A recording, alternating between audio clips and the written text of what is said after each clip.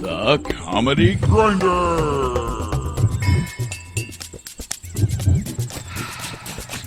Streaming live worldwide from the First Church of Cannabis.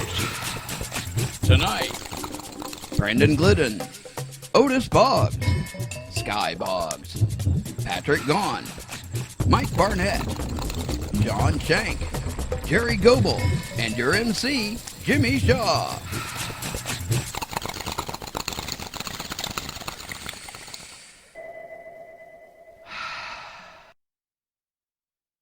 Welcome to the First Church of Cannabis.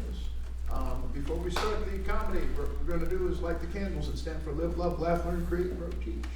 And then on with the show. So who would like to come up and light the candles? There you go. I saw a hand in the back. Come on up. You know how to do this. Who is that? Ty. Yep. Hi, Ty. Hi, Ty. Have a candle. All right. Have a here. Wait.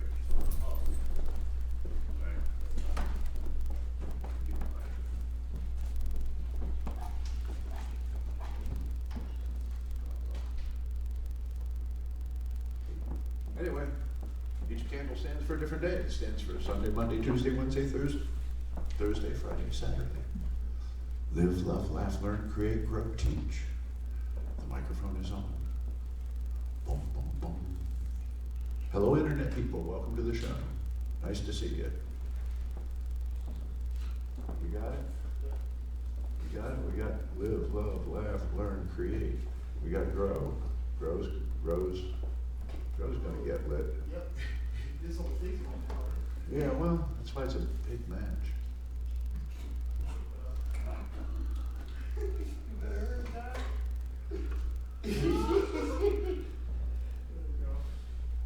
There you go. You win. You get to be the official bong rider. All right, thank you. And next.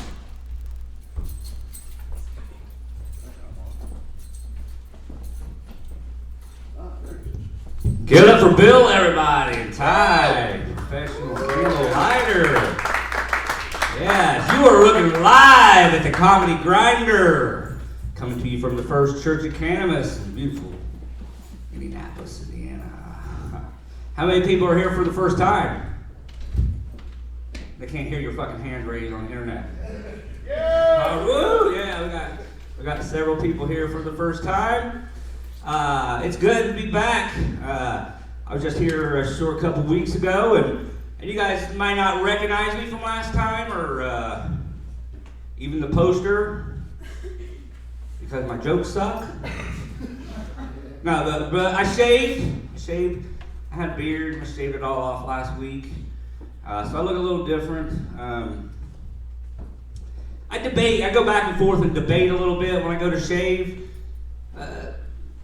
Not because I get attached to the handlebar mustache or the beard or what have you, but the conversation afterwards. And anyone that's ever shaved their beard or mustache or goatee, if you got a goatee, I'm talking about like the armpit with eyes, or cut your long hair, you know, most of the first conversations you guys have with people, what do they say? What's the first thing they say? That's right, Chad, that's right. Going to court? Yeah. All right, anyone? You know the routine. Everyone's, until they get accustomed to it, going to court. It's finally like, yes, going to court. I got battery charges against me from the last time I cut my hair. And people kept saying, you going to court? Come to court?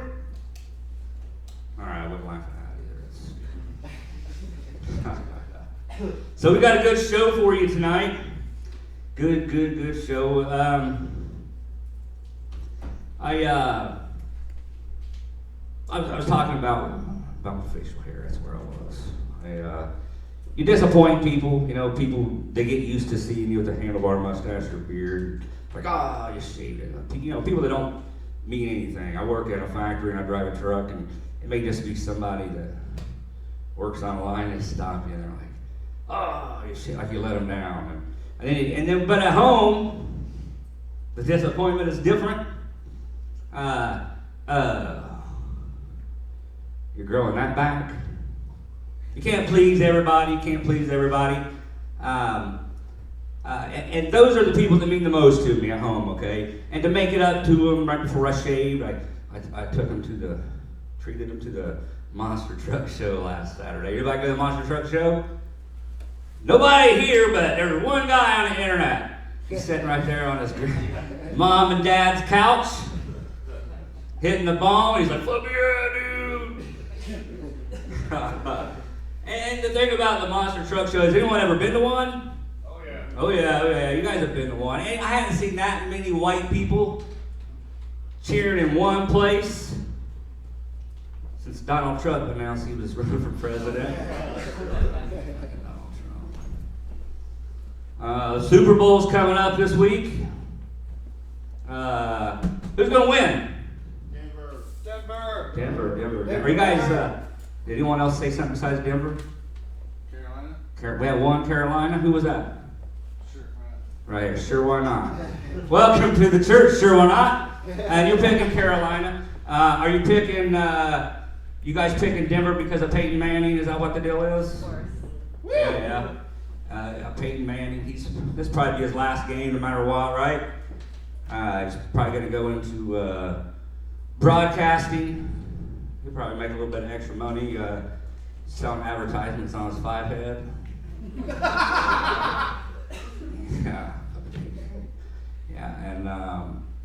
And my prediction of the score, everyone said who won. My prediction is the Carolina Panthers 37 and the Denver Broncos 420. 400. Is that even possible? Can you do that in the NFL? I didn't know if you could do that in the NFL. That's not the NBA All-Star game, so it's probably not possible. I was probably mile high when I wrote that joke. Cam Newton, he dropped the race card last week, and they had media day this week, and he was trying to avoid the race card. He said the game is bigger than black and white and green. Fucking green? What? What kind of shit you smoke? Jesus didn't even like the green people. It's not even in the song. Red and yellow, black and white. Doesn't say nothing about green. I don't know what world he's living in. Cam Newton. I almost was afraid to say his name because this last time I said his name on stage, his dad was out in the parking lot waiting on me, trying to get some money. A little Cam Newton history joke, you guys like. Don't know. There's another guy out there on the internet. You know, the guy with the half Peyton Manning Broncos Colts jersey on. You fucking suck, dude. What was I talking about there? We got Peyton Manning. Green people. I don't know. People have their favorite fictional characters. My favorite fictional character of all time is the happy bitches in tampon commercials. Am I right? You know, the women. They get it. They're all happy, smiling. They don't have it in my house. They have it in your house? I live with a 40-year-old and a 14-year-old. It don't go down like that. But I think the NFL will probably blow it this year. They got the perfect opportunity to give us the perfect tampon commercial for Super Bowl Sunday. An already sad Tom Brady. Trying to find something else on TV besides the game to remind him he ain't playing. Sitting there in his chair. Gazelle's perched up on his arm of his chair. Chewing his ass, eating his soul because he left the toilet seat up. Alright, that's a horrible joke. Devil made me tell that joke.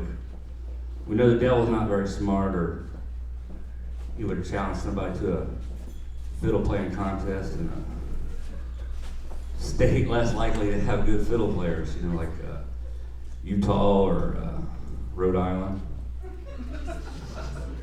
Go fucking Georgia. Hey, you wanna play a fiddle? Got a fiddle going against your soul. Are you fucking A-right, devil? What are you fucking talking about? When did the devil start playing the fiddle? So last time I was here, I talked about being married 24 years. Anybody married? Yeah, all right. Yeah, we wasn't married people this time. I was married 24 years. I won't go over that material again.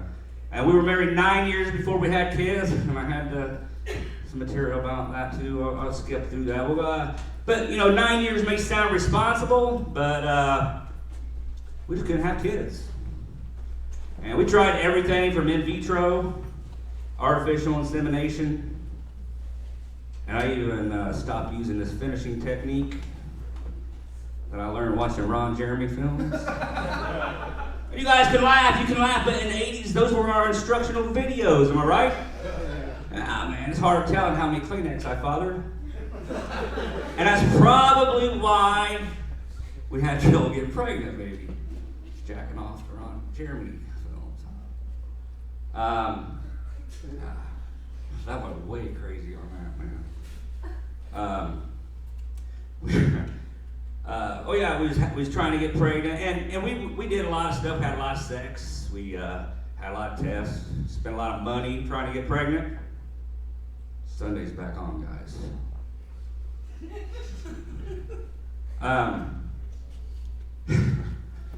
We spent a lot of money, and I'm glad we finally had a kid, because I was becoming addicted to rubbing one out on strange couches. Try finding that fetish on the internet before you end up arrested at your neighbors for trespassing and indecent exposure. Having trouble having kids is hard on a family. It's hard on a husband and wife. But ladies, guys have it way worse.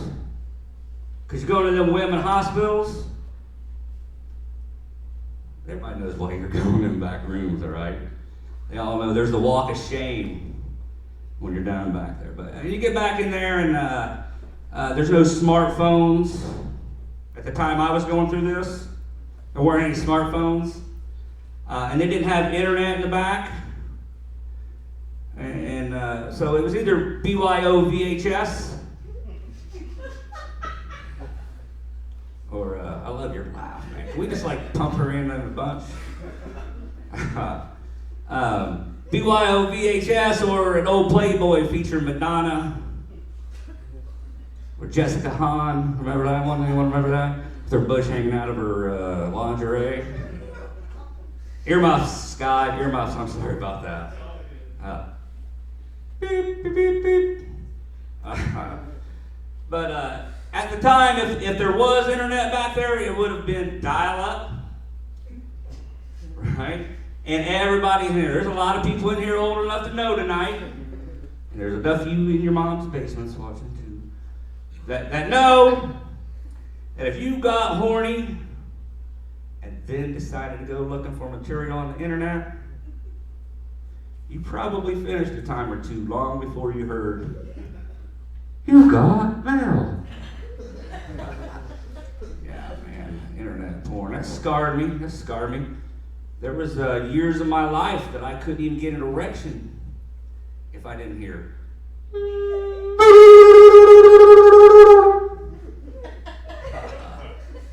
Yeah.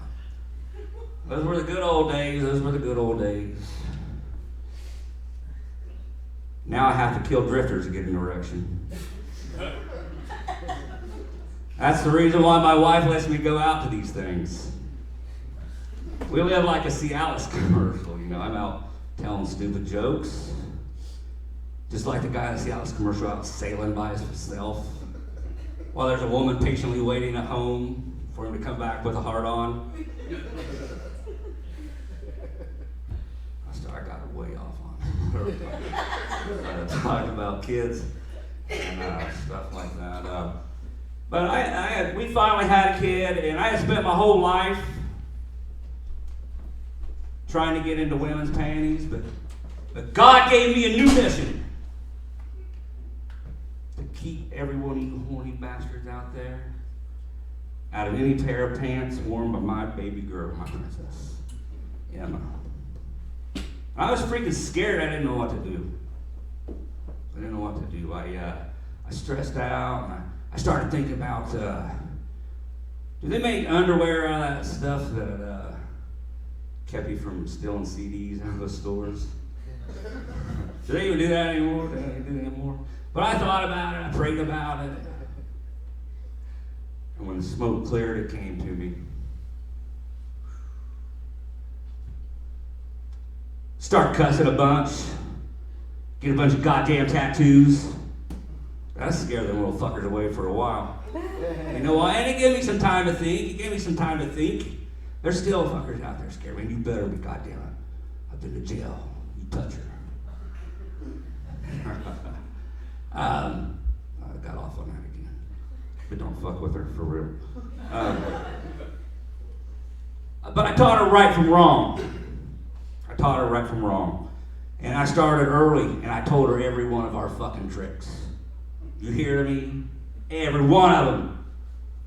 You call me what you want, Benedict Arnold, Edward Snowden, I don't care. Sell secrets my ass I gave away. And I'll do it. Gentlemen, you want me to talk to your kids? Schools? Want to hire me to come to your schools? I'll tell them just like I told her. 12, 13, 14 through 28. Them guys ain't looking for a wife. They're just trying to get in your pants. Don't want to touch them titties. Hit it and quit it. Treat you like shake and bake bags. I can do this, man, because there's some old people in here. I love it. Everybody remembers shake and bake bags. Do they even do that anymore? They do? Okay, all right. I probably forgot where I was going with this again. Yeah, I did. Shake and bake bags. I'm gonna get the hell out of here. We got a great lineup of people. Oh yeah. I got the signal in the back. They're like, all right, shut the fuck up. No, but we do have a great lineup of people in here tonight. And I just got, I'll give this piece of advice before I get out of here. Find somebody that loves you for you. And when you find her, you're gonna know it. If you find a girl that gives you butterflies, Steve, she give you butterflies? Yeah. Sometimes. Well, sometimes she thinks you're gay, dude, because as it turns out, butterflies are a horrible gift for a straight guy. A whore don't even like them. Let's fucking smash them on the sidewalk.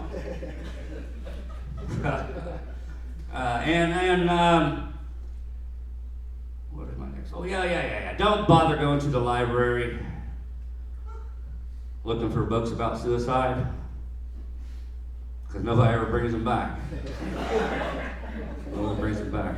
And I was going to ask the librarian one time before I get off here. I was going to ask the librarian if I could wait, but she already had like 3 people hanging around her desk. All right, that's right. I like groans. I like groans too. And now this next guy is going to have to dig a fucking hole out of this hole. Put him in, Brandon, from Mooresville, Indiana.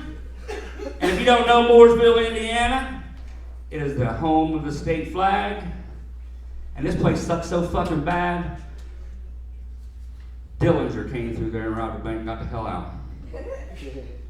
Give it up, everybody, for Brandon Glidden.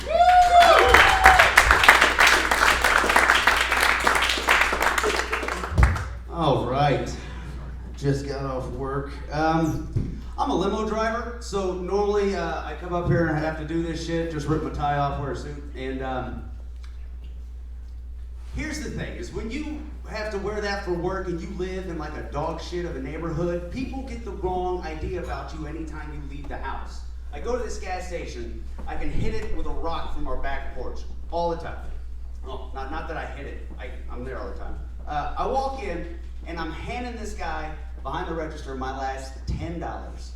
The last $10 I have to my name. And this homeless guy walks in, sees me dressed the way I'm dressed, and goes, "Bro, let me get some change."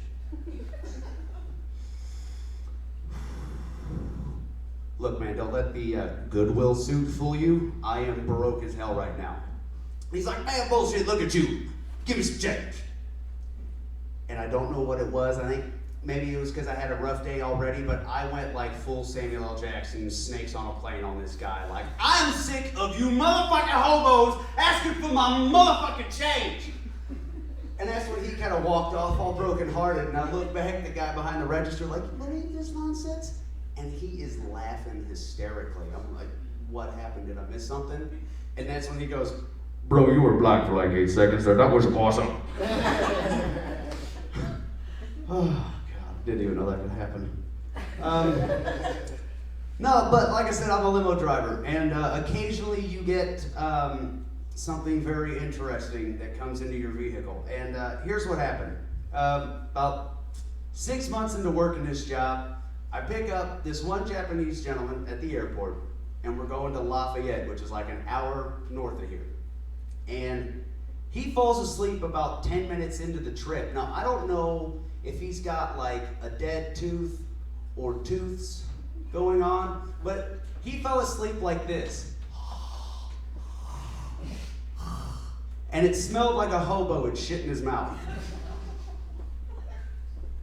Now here's what happened. I get him in the car. We're going to pick up 4 of his colleagues. Now, he goes inside. I'm waiting in the vehicle. 5 of these Japanese businessmen come out, and I start to get worried because this is how bukkake films start. And internet crowd, you know what I'm talking about. Take your dick out of your hand. This is not how it's going to end. No, I get him in the car, and all of these guys are chain smokers. So now I've got shit breath and like a gambling like den in Hong Kong sitting in the back of this Escalade. Now I'm dressed in a suit and tie, driving a company Escalade. I feel like the transporter. These guys are really killing my vibe. But that's when things change, guys, because I get them in the truck.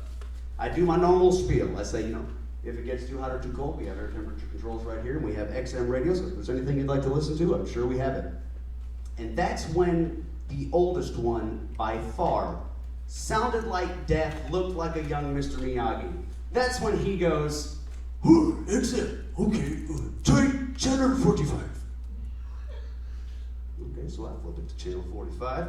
Now, for those of you who don't have XM radio, channel 45 is the Slim Shady hip hop station. The song that comes on is A Milli by Lil Wayne. If you don't know how it goes, here's the backtrack. 4 of these guys are now in the back of the Escalade going, Amiri, Amiri, Amiri, Amiri, Amiri, Amiri, Amiri, while the one that requested it sang the whole track like he was Rear Way. Do you know how hard it is to maintain any level of professionalism at that point? Damn near impossible. I got hit with a parked car one time on the job. Here's what had happened. It was like about 18 months into working here, and my boss takes me down to the Kentucky Derby. And we were driving these 2 professional poker players and the Real Housewives of, who gives a shit? One of the housewives. And at one point, you know, they've got the limo and the SUV in case somebody wants to leave early. And so at one point, one of the ladies, one of the housewives calls us, and it's me and my boss in the SUV, because I'm the newbie, I gotta be supervised. And she calls us and said, hey, my son's at an after party. Do you mind picking him and his friend up and taking him back to the hotel? Sure, not a problem. Turns out these guys party hardy. We pick them up at this club, we take them back to the hotel. Now, as we drop them off, we pull up to the doors. I get out on my side, open this guy's door. My boss gets out on his side, opens that guy's door. And without us knowing, we had matching conversations on either side of the vehicle. Here's what he said. I get out, I open the door, and he's like, right on, man, thank you. So what are you guys up to tonight? It's like, I'm working, you pretty much see it. It's like, oh, right on, man, right on. We got some blow up in the room. You guys want to party? Dude, keep it down. My boss is right there. And, I mean, yeah, I'd kind of like to, but I'm kind of being supervised here. He's like, oh, right on, man, I understand. So, just a line, just one? I'm like, dude, come on, dude, I'm at work, man. He's like, all right. So finally, I get him to go in the doors and go inside. His buddy walks around. And I get back in the vehicle, and he's quiet and I'm quiet. He puts it in drive. He pulls off, dead silent for about 10 feet, stops, put it back in park, looks at me and goes, "Did they offer you Coke? You too?" It's like, "Yeah." Should we go on? I'll leave it there. No, but Jimmy asked if anybody was married. Clap again. Who here is married? Okay. Is your mother-in-law like a wee bit crazy? Okay. I don't know I don't know how the psychiatric field measures it, but I believe the industry term is called a metric shit ton of crazy. This woman is. Now get this. She has brain farts all the time, and one time she's telling my wife and I about a trip they took to Boston. Family trip. They saw the Sam Adams Brewery. Had a great time. Then she proceeds to tell us that before I die, I would love to visit Massachusetts again. I don't think I heard that right. Could you say that again? She goes, "What, Massachusetts? I want to go there sometime before I die." I'm like, yeah, you realize it's Massachusetts, and what you're saying sounds like you're talking to a character that didn't make it into Django.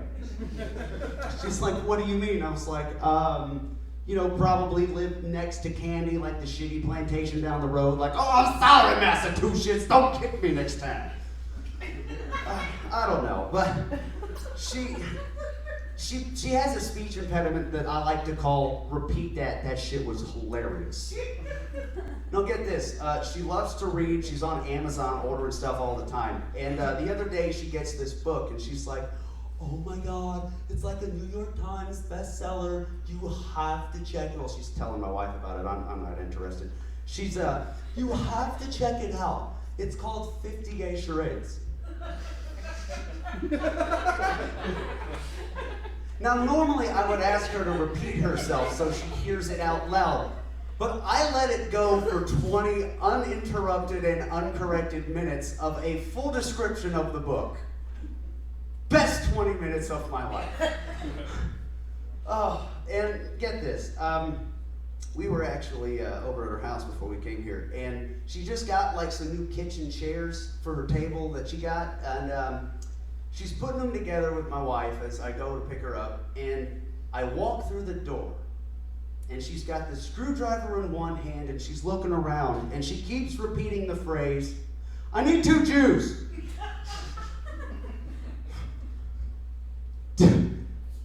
Could you say that again, please? What? I need 2 Jews for this chair. I mean, I understand that tax season is coming up, but what does that have to do with putting a chair together? She's like, "Oh, screws! Sorry, I need screws. My bad." It's like, oh, do you ever even hear yourself when you speak? Dear God. No, but now that we're married, we've been married a little over a year and a half now, my wife and I, and the pressure is on for kids. Do you have kids? Oh God, does she harass you all the time? "When are you gonna give us babies?" No? Oh God, it's every other day with this woman. And mostly because my wife drags me over there so much that 2 weeks ago I became one of the girls. It was a little embarrassing at the time, but afterwards we cracked open a bottle of wine, watched The Notebook, and had a good cry. Wonderful movie. No, but the pressure is on to have kids, and I keep trying to advise my wife, I know what type of parent I'm going to be. I've got felonies. What the hell am I going to teach a kid? How to carve a shank out of a toothpaste container and scope out the blind spots in the cameras in case somebody tries to pick him for lunch money. I mean, good God. I know what type of parent I'm going to be because I'm an idiot, and I have proof. A few years ago, I volunteered at the Special Olympics. I got invited by my friend Damien. Now, Damien's one of the only gay friends that I've made in this world because for some reason I don't leave the house. I'm very antisocial. I'm a comedian. Kind of general theme here. No, but look, he invites me out. Now, guys, it's 2016. If you don't have gay friends, get you some. They're awesome. Dude, some of this, because, you know, they live a different life than, you know, a hetero man does. They say some stuff I would have never ever thought that I would heard in my lifetime. This was like in high school, sophomore, junior year. We're at his house, and his younger brother, Donovan, I went to high school with him, and we're on the back porch, and as young guys do, we're talking about sex that we hadn't had because we're liars. And at one point, somebody brings up the subject of anal sex. Now, all Damien heard was anal sex, and he comes walking out from the inside of the house into the back porch like, and without missing a beat, my buddy Wyatt doesn't even look at him, just goes, "Girl butthole, Damien, girl butthole." And Damien just was like, oh, walked away. Like they say some hilarious shit sometimes, because we were on a roadie, and we're out in the middle of the country. Podunk, you guys know it? We come to this three-way stop, and I'm looking at my phone, going through Facebook. I was single at the time. I think I was trying to get some pictures of tits from some girls. And we come to the three-way stop, and he's lost. I'm the only one that knows this part of the town. And he goes, "So which way do we go?" I'm like, "Well, left is the long way, or you can go straight." And that's when he gave me an Oscar-nominated performance. And he goes, "But I don't know how." You cheeky bastard. But he invites me to help work this like game booth for his company he was working for at the time. And the night before, we're hanging out at the hotel, and some of the parents are mingling around, so we sneak out behind the dumpster to smoke a doobie. And some of the parents had caught us. They were cool with it though, because the parents that had busted us were from Colorado. Yeah. And Dad was a rock star because he brought some shit with him. Like, he was willing to risk it. He was like, "I am going to have a lot of fun this weekend." And we're hanging out with him behind the dumpster, and we get to talking, and I'm like, "Look, man, I only brought like this. You have anything?" He's like, "Dude, I got like a whole tote in the van. You got to see this shit." So we go check out everything in the van, and I'm like, "Hey, do you mind if I like buy some from you?" And he's like, "Oh yeah, right on, man." And we get to chit-chatting, and he's like, "Oh, wait, before you go, let me warn you, it's probably not like anything you're gonna find here. Scientists have made this stuff, basically, so it's really strong." I'm like, "Oh, no, I'm not no punk. I can hang, right? I can party, right?" He goes, No.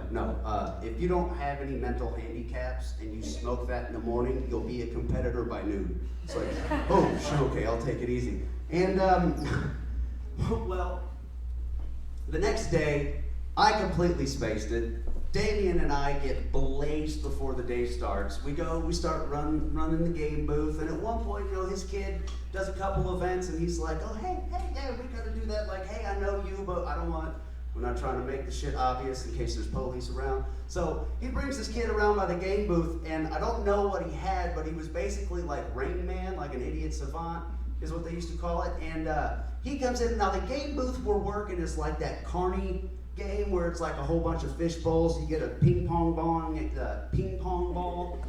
can tell what's on my mind. I'm ready to go home here in a minute. And no, he's got that ping pong balls, and he like 3 in a row, just like boom, boom, boom. "Where's my teddy bear, bitch?" And I'm like, "Oh, okay. What color do you want?" And he goes, "Blue." I'm like, all right, cool. Now, what I did was I was smart before I got high. I bought sunglasses so that nobody would see my eyes almost bleeding, because that's how red they got. And I can't make out colors through these glasses. So I go to grab what I think is a blue toy. I grab yellow. I turn around and go to hand it to him, and he goes, That's yellow. I'd like a blue one, please." I'm like, "Oh, yeah, my bad. Put it down, grab a green one, turn around, and he's like, "Oh, God damn it." He looks at his dad, makes sure nobody else is looking around, and he goes, "Are you retarded?" And his dad starts chuckling like, because he knows. And I'm like, "No, man, I'm really high. I'll level with you, man. If you could not tell anybody, that'd be great." And he's like, You keep telling yourself that, buddy. I can't win. No, but like I know what type of parent I'm gonna be because I'm a fucking idiot. And like I know at one point after we have kids, my wife will be at work and I'll have to watch them by myself. I know what's gonna happen. I'll be playing video games in the living room. They'll be somewhere else, and I'm gonna hear. What was that? Oh yeah, it sounded like it hurt. Oh God, you okay? All right, good. Because I'm gonna need you to calm it down. Daddy's got 6 stars on the Grand Theft Auto. Now's not a time for dicking around. Video gamers in here? Gamers, clap. All right. Who here amongst us has a family member that plays way too many video games and like needs to re-enter the real world for a little while? Okay, keep clapping or keep your hand up if it is like a teenage family member or someone that's like just now turned 20. Okay, keep clapping if it is your 74-year-old grandmother. Only one? Okay, I made the mistake of letting this, what I thought was an angel, play Grand Theft Auto for like 20 minutes one day. And she is. Deep down, she's a sweet old lady. So I hand her the controller and she's like, okay, now granted, she plays more video games than any kid I've ever met in my life. And so she's pretty much got the controls down. I just had to give her the once over and she's like, cool. She hops in her car and does what she would normally do. She kind of drives around, checks out the sights. She actually goes to a red light and stops. And I'm like, Grandma, you don't have to do any of that. You can just imagine like a world with no rules. And she's like, really? I'm like, yeah, you just do whatever. Go crazy. She's like, okay. And that's when she made me reconsider my position on God, because she is officially a fucking demon. She takes off, rams into the car in front of her. As they like hit the steering wheel, she gets out, shoots them, pulls them out, and takes their car, and proceeds to mow down pedestrians on the sidewalk. Like, what the hell are you doing, Grandma? And then she like sees a cop at a stoplight, she like whips around Tokyo Drift style, and she hits him with a rocket launcher. I'm like, what the hell? Now she's got the cops on her ass. She ducks down an alley and starts like shooting hookers with an Uzi as she's running. I'm like, what is going on with you, Grandma? She's like, your grandfather slept around in the 70s and never had the balls enough to do anything about it. It's like, well, I guess given what you've just told me, I can understand the hookers. But what did that cop ever do to you? And at 74 years old, this woman went full NWA on me. Brandon, fuck the police! I start losing it. And she looks at me like, what happened? Did I miss something? I'm like, you were black for like 8 seconds. That was awesome. I'm gonna get out of here in a second. I'll leave you guys with this. Who here has kids? Woo! Oh, yeah. Like I said, the pressure is on now for my wife and I to have kids. And we got 2 dogs. I'd rather just stick with animals, man. Because think about it. Kids, human babies, are pretty much worthless until they're like 7 or 8. Like when you can start doling out chores, but even then they screw it up half the time. Like, Evan, take out the trash for Daddy. Then you look out the window and the bin's on the side and he's got one bag just dragging it down the driveway. Like, fuck, that's a mess. I'm gonna clean up here in like 10 minutes, but I'm gonna hit the bong in the garage first. No, but like I said, we've got 2 dogs, and it's like, you give me a 6-month-old baby and a 6-month-old dog in an hour of your time, and I'll have that dog sitting, shaking, rolling over, playing dead, like a lot of cool shit. You know what that baby's gonna do? Same thing it's gonna do for the next 6 months, which is like cry and shit its pants. Worthless.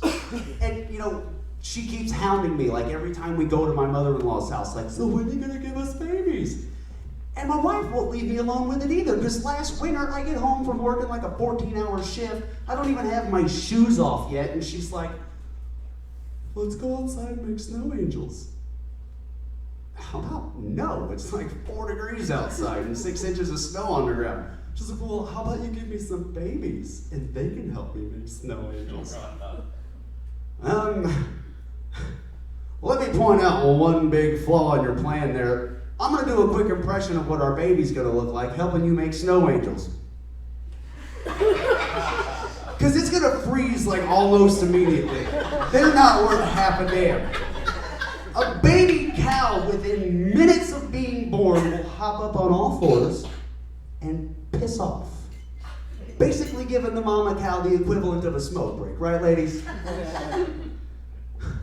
And if that cow becomes veal within the first year of its life, it's already accomplished more than any baby in history. So you tell me who's winning, animals or children. I think they're ahead of the curve. And I'm just hoping to God I'm sterile. Think about it, guys. If I'm sterile, we can like adopt and skip those first few bullshit years. Like, somebody help me do these dishes. That is my time, guys. Thank you very much.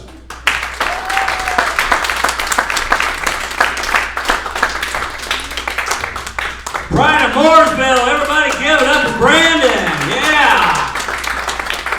Yeah, man, it's a great crowd. Brandon, great job, buddy. Your next comedian has worked with a lot of Bob and Tom's favorites, and he reminds me of a cartoon character. Not because he's funny or cute. He just wears the same clothes every day. Give it up for Otis J. Boggs, everybody.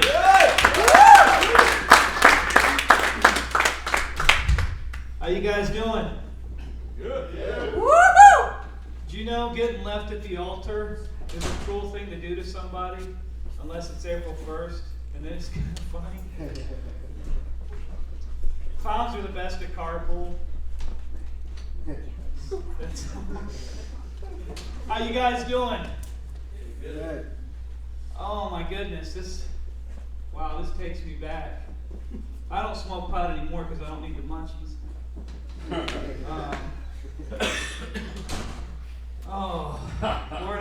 Where do I go? Want to tell you a little bit about myself. I'm overweight, but I'm very athletic, which means when I do score, I'm too tired to celebrate. I did try out for sports when I was in school, but I didn't feel things were moving very fast for me in track. I made a big splash though when I joined the dive team. Something else about me, I've had a lot of odd jobs. Like one time I was a roofer, but that job fell through. No worries, I bounced right back. For a short time, I was a pizza delivery guy, but I had a hard time explaining to the customers, hey man, those 2 slices are on back order. They wasn't buying it. Used to work for a funeral home. I actually got to drive the hearse. I actually missed having sex in the hearse. It's not what you think. I actually had a girlfriend. It was a good job. It was a good job until they stiffed me. I wished I'd have smoked pot during the times of work, except for roofing. I think smoking pot would make most jobs better, unless you're a surgeon. I wouldn't want my surgeon stoned. Is this a double or a triple bypass? I don't remember. Or you don't want your pilot stoned, do you? You don't want him high.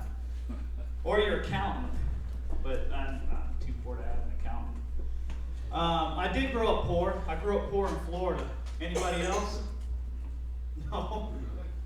No, when you grow up poor in a place like that, you always hope that your parents will take you to someplace magical, like McDonald's. Oh my God. Looking at me, you probably guessed I grew up the fat kid in the neighborhood. I did. I wasn't really good at anything. Running, jumping, hide and seek. I realized at a young age that food was going to be my biggest temptation. I remember this one Halloween, my friends and I went out to teepee houses and mess up some mailboxes. But I couldn't really participate because in case we were to get caught, I would need a 1-block head start just to get away. Anyway, we get up to this one house, and as usual, I walk on down the street.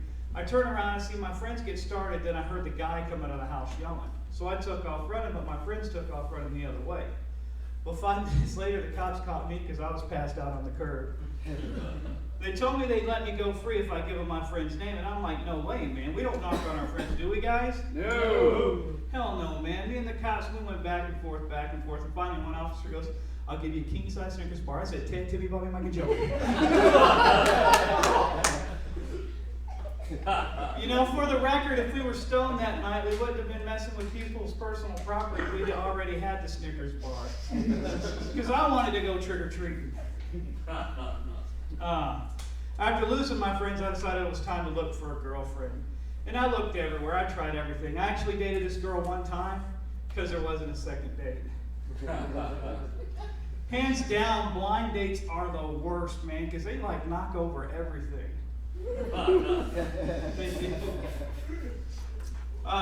This one girl I was seeing for a while, she was real bossy, real bossy. The first time we got together, she's like, this is what we're doing, this is how we're doing, and I'm like, whoa, hey, I'm paying you. I dated a Japanese girl one time, man, and this girl was critical about everything I did. It's like everything I did was wrong. Put it this way, guys, it's so bad that if Yoko Ono was anything like my last Japanese girlfriend, I'm sure John Lennon was happy to see the gunman. Oh, goodness. The worst date I ever was on, my aunt took me to prom. I mean, the night went really well, but neither one of us thought to bring a condom. Sorry, guys. I had a woman try and romance me once. I go to her house, and there's rose petals on the floor, there's lit candles, trailing away into the bedroom, and that's when I saw the pentagram. I'm like, oh, I'm out. I'll go home and watch some Ron Jeremy porn before I stick this bitch. Oh my God. But I dated a girl when I first moved to Indiana. I dated a girl in the trailer park, and not a lot of people know this. She was like, I didn't know either, but she was like the town crazy girl. We were drunk and we were partying, and about 2 o'clock in the morning, she's standing over me in bed with a rifle telling me it's time to go kill the Antichrist. You can't tell a woman like that no. We'll go and then we'll go have breakfast, sweetheart. We'll figure this out. I've always wanted to date 2 fat chicks and share a bucket of chicken. I just blew that joke. On camera, I blew that joke. Oh my God. All right. By round of applause, how many people here are parents? Parents clap. Woo! You guys got kids? How old? Our youngest is 24. 24? So you've already been through the hell. I liked it when my kids were, like 5, 6. So that was a great age, because they wasn't assholes yet. But you guys know how they are. You guys know. I mean, kids these days, though, they're getting out of hand. The other day I had a 5-year-old flip me off and call me a fat jerk. I'm like, after that I wasn't going to give you back his ice cream cone. But I can't blame the parents, man, because I'm having problems with my own son. The other day he comes home, and he's got his pants sagging down real low. It's just me and my wife. We're sitting on the couch, and he's like, walking, and he's like, what's up, bitches? My wife freaks out and says, he is not going to dress like that. I'm like, relax, I'll talk to him. So I have a conversation with him, and then later that night I'm thinking, how do I know that when I get up and go to work, and he goes to school, he's not going to be sagging again, right? So the next morning I'm sitting at the kitchen table with all of his underwear and a brown marker. He come out of the bedroom, he's like, well, what are you doing? I'm like, keeping your pants up there, skid mark. And you guys know how teenagers get real defensive, right? He's like, I don't care, I'm gonna wear them like that anyway. I'm like, go ahead, gangster skid mark. Let your friends know you ain't afraid to bust a crap. And my daughter runs out of the bedroom and she's like, yeah, and britches better recognize. High five. But I know he's doing these things because he's trying to fit in, he's trying to be cool, he's getting beat up at school. And he come home, he's like, Dad, will you buy me karate lessons? I'm like, well, why don't you use your allowance to buy karate lessons? He goes, you don't pay me an allowance. I'm like, that's right, because you don't do nothing. I'm like, come on, man, I'll show you a movie I saw when I was a kid. I showed him The Karate Kid, man, he was gung-ho. Yeah. Wash, wax the car, paint the fence, paint the house, sand the floor, ready to go. Went back to school, got his ass whipped again. He come home, he's like, Dad, I didn't learn anything. I'm like, yeah, you did. You learned how to earn an allowance.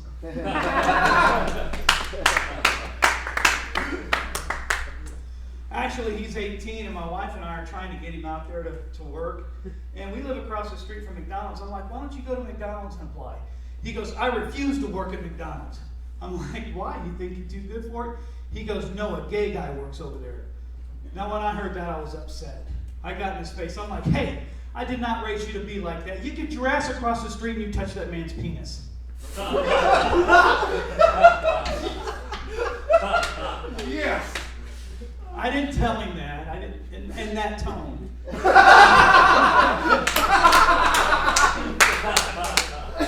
You guys know how it is. Sometimes you got to give head to get ahead.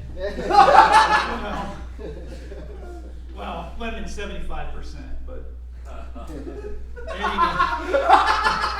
you go. Something new in my life. My wife and I just had a baby girl. Woo! Woo-hoo! 6 years ago. And actually, she's real cute, but my wife and I have this problem where she wants to sleep with us all the time. So I thought we were going to catch a break. She lost her tooth, and she'll sleep in her room for the money. Well, she goes in her room, she puts the tooth under the pillow, and then she comes and tries to get in bed with us. I'm like, honey, what are you doing? She goes, I'm going to bed. I'm like, you need to be in your room. She goes, I won't get paid. I'm like, honey, it's not about your dollar. It's if you're not in bed when the tooth fairy gets here, he'll kill you.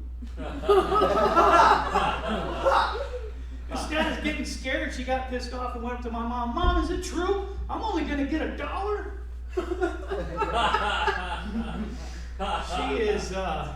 She's not very creative. She's obviously a kid, and she's doing arts and crafts in school. She comes home with the number 10 and puts it on the refrigerator. And I'm like, honey, what's the number 10 for? She goes, that's not a 10, Daddy. That's a picture of you and Mommy. What? I should have known something was up because the week before, she drew a family picture. It looked like 3 sticks in a ball.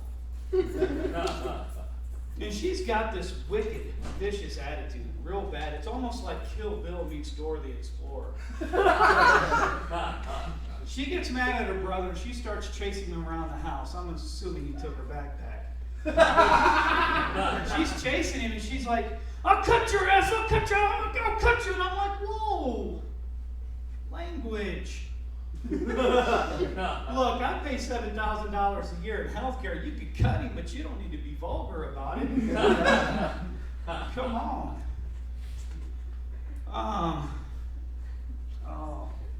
I love being a parent, I really do, but the one thing you can never get your kids to do is clean their room, right? I don't have a joke for that, it just really irritates me. Recently, my wife and I, we just bought a video camera so that we can film our kids' games, some plays they're in, and some vacations that we're on. Hell, my wife and I, we even made an instructional video in the bedroom, and then later showed it to our kids. I'm like, you see how your mom's bent over? You see how she's taking it? Picking it up, putting it in the trash. That's how you clean your room!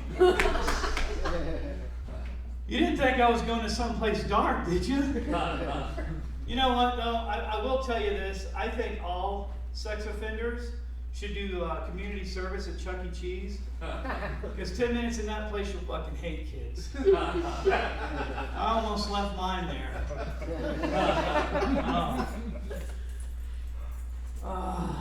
Goodness gracious. Anybody here still watch American Idol?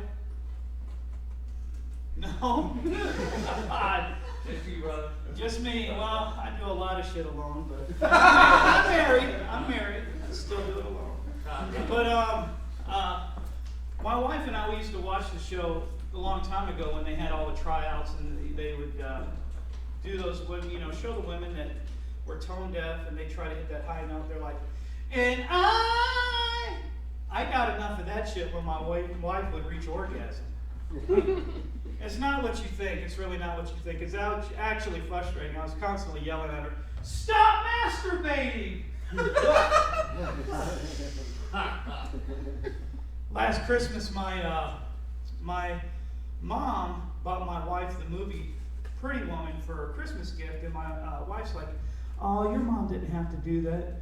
I'm like, "You don't understand. That's my mom's way of saying you're a lucky hoe." And now my wife and I, we give gifts to each other that have a little bit of meaning. Like for our anniversary, I bought her a sexy French maid outfit. She puts it on. She's coming in the bedroom. She's like, "I know what you want." I'm like, "Yeah, I want you to clean the house." Ladies, it's no worse than what she bought me. She bought me a strap-on. I'm like, "All right, I'm game." I walk in the bedroom. "I know what you want." She's like, "Yeah, I want you to go fuck yourself." Which got us in a big fight. And she said to me, she goes, "I chose wrong." She uttered the words that she chose wrong. I'm like, "What do you mean you chose wrong?" She goes, "Well, somewhere out there's an Otis, skinny, rich, big dick." I'm like, "Yeah, but that Otis has a beautiful wife." Shit. Gotta get it right.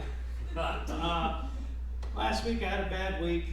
I get off from work and I find out that my wife had been arrested. I go down to the police station to find out what's going on.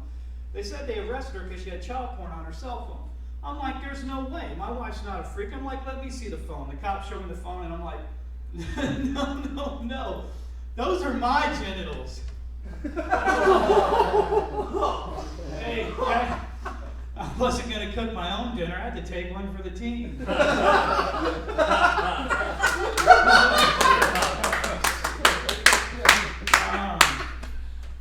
Sorry, guys. I'm all over the place here. I read an article in the newspaper that said for every 30 pounds a man loses, he'll gain an inch in length in his penis. Now, when I found that article, I threw it away because if my wife found it, she'd starve me to death. Oh, God, I don't know where to go from here. I recently lost almost 150 pounds. Woo! Woo-hoo! Thank you. It's been a rough journey, too. I go to the gym, I do a lot of workouts and stuff, and I found out that all activity is good activity, like yoga, cardio, weight training, breaking and entering. It's all good. It's all good. I did start to lose weight because I'd gotten to a point where I was sick of sitting on my nuts. I really was. Every time I sat down, it was either sitting on my nuts or teabagging the porcelain from the back. Either way, it was horrible. Porcelain's cold in the summertime, you know. I got enough shrinkage anyway. My wife, she comes up with this list of reasons, and she thinks the main one on there was it was going to improve our sex life. No, I'm the man. I've done my job in the bedroom. I bought the toys, batteries, you know. And hell, I even come up with a role-playing game. Like one time I was Bill Clinton, she was Monica Lewinsky. Close but no cigar. One time for a joke, I'm like, "Hey baby, let's be Rihanna and Chris Brown." And before I could say I was kidding, she took the role of Chris Brown and beat the shit out of me. Surprisingly, I still got off, right? Who knew? Who knew? God, I'm all over the map, guys. I apologize. I'm not feeling well. But, yeah. I wonder sometimes what a life will be like when I'm skinny. Like, I think the first thing I'll do is probably look for a new wife. Other than I'm really reluctant to have the one I got, because before her, I spent most of my adolescence watching Ron Jeremy and using socks, you know. And, I don't know. She works hard, too, to satisfy me. Like, when we first got together, she had a massive bush. It was like, right? So I asked her to shave. Well, she did, but she left this little strip of hair. Now, when I saw it, I was intimidated. All I kept thinking of was Mr. T. I'm getting fool, you don't please this pussy. Intimidating. Hey, guys, I'm going to work on getting out of here, but the reason why I started going to lose weight, what got me kicked off in the first thing is a couple years ago, I took my wife to an anniversary dinner, and I ordered the 16-ounce steak. It comes to the table, and it's half fat. And my wife's like, you're not gonna eat that. I'm like, I won't. She's mad, she's insistent. She calls the waitress over, she goes, excuse me, ma'am, is this an abnormal amount of fat? And she's like, well, I wouldn't date him. I'm gonna leave you guys with this. I don't care. Is this on? I don't care. I don't care what your political view is. I get tired of getting on Facebook and constantly seeing these comparisons between Obama and Hitler. That is an unfair assessment. Hitler was productive.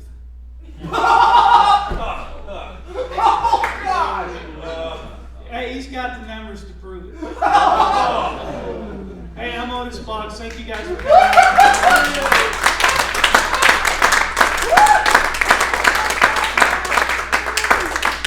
Keep it going for Otis, everybody! Yeah, keep it going. Everybody, we got a great show here going on tonight. This next comic, I asked people to give me a little bit to say about him, and she didn't respond. Her father did, the gentleman that just got off stage. And he told me that she was a result of a broken condom. Oh, God. So now she got 2 holes to dig out of. Give it up for Skylar. J. Boggs, everybody. The pride of Napanee.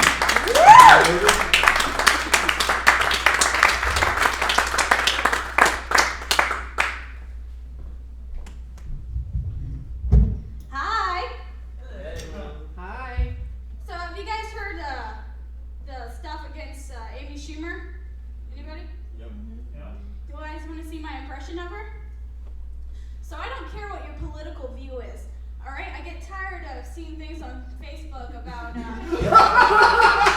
comparison to Hitler and Obama.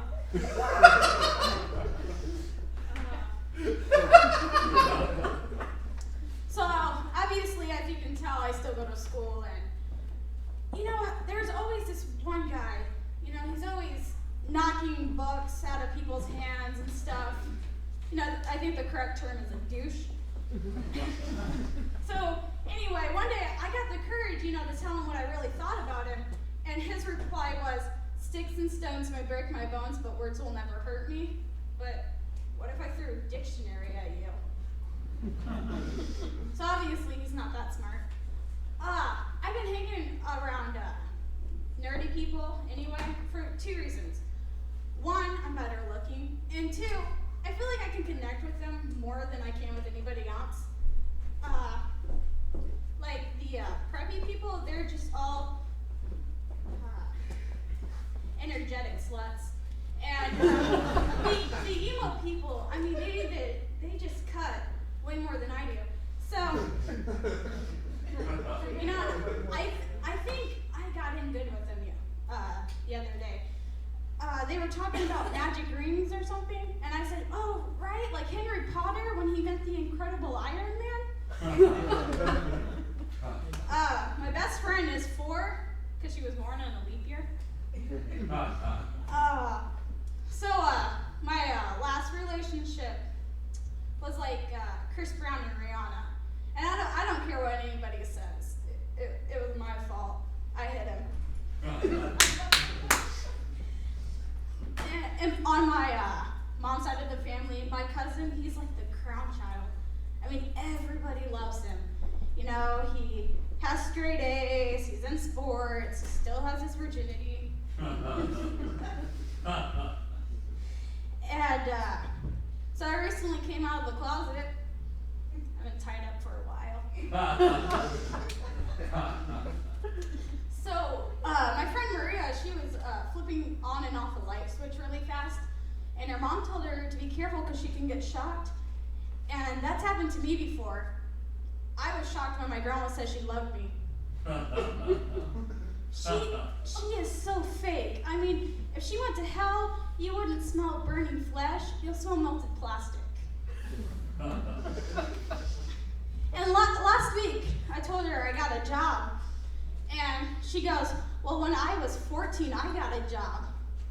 So if I had to follow in your footsteps, by next year I should be pregnant, dropping out of school, and doing meth.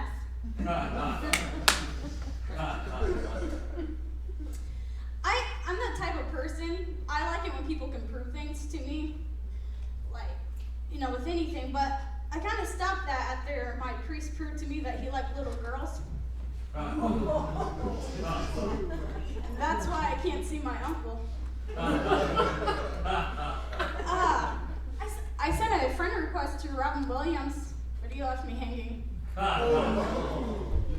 You know that game, Hangman? It's now called Saving Robin Williams. I want to be friends with O.J. Simpson, but I feel like he'll be a backstabber. Oh, the other day, I had a bad dream about Michael J. Fox. I woke up shaking. So, this girl, Taylor, she got punched in the stomach by this kid Drake, and she was like, oh, you killed the baby. And I don't know why she's so upset. Do you know how long it took me to bend that middle hanger for her?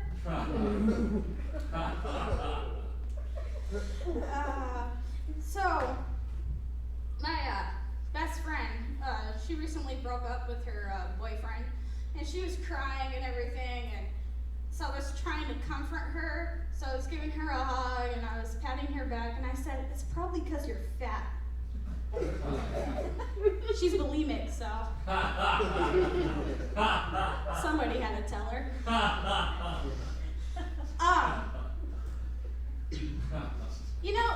Here's my problem with Caitlyn Jenner. All right, she'll never understand what it's like to be a woman. I mean, she'll never have cramps, which means, she'll never have a child. And doesn't make a difference, man and woman, she's gonna end up on her knees. Now, I think we can all come to agreements with this. Anne Frank is a terrible person. She is. She wrote horrible things about people in her diary. She always told her mom she hated her. I'm just saying she got what was coming to her. So, a lot of people think, because of my age, that I don't write my jokes, but that's just something that really bothers me. Anyway, so yesterday my wife told me that she had the best sex ever. I think she cheated on me. Have a good night. I'm Skyy Boggs.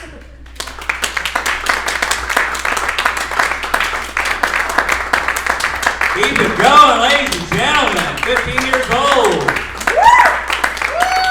That was funny, man. I always for that. Good job, Skyy. Keep it going. 15-year-old. It takes a lot to get up here. Keep it awesome. Out of all the comedians you guys have seen and will see tonight, this next guy is next.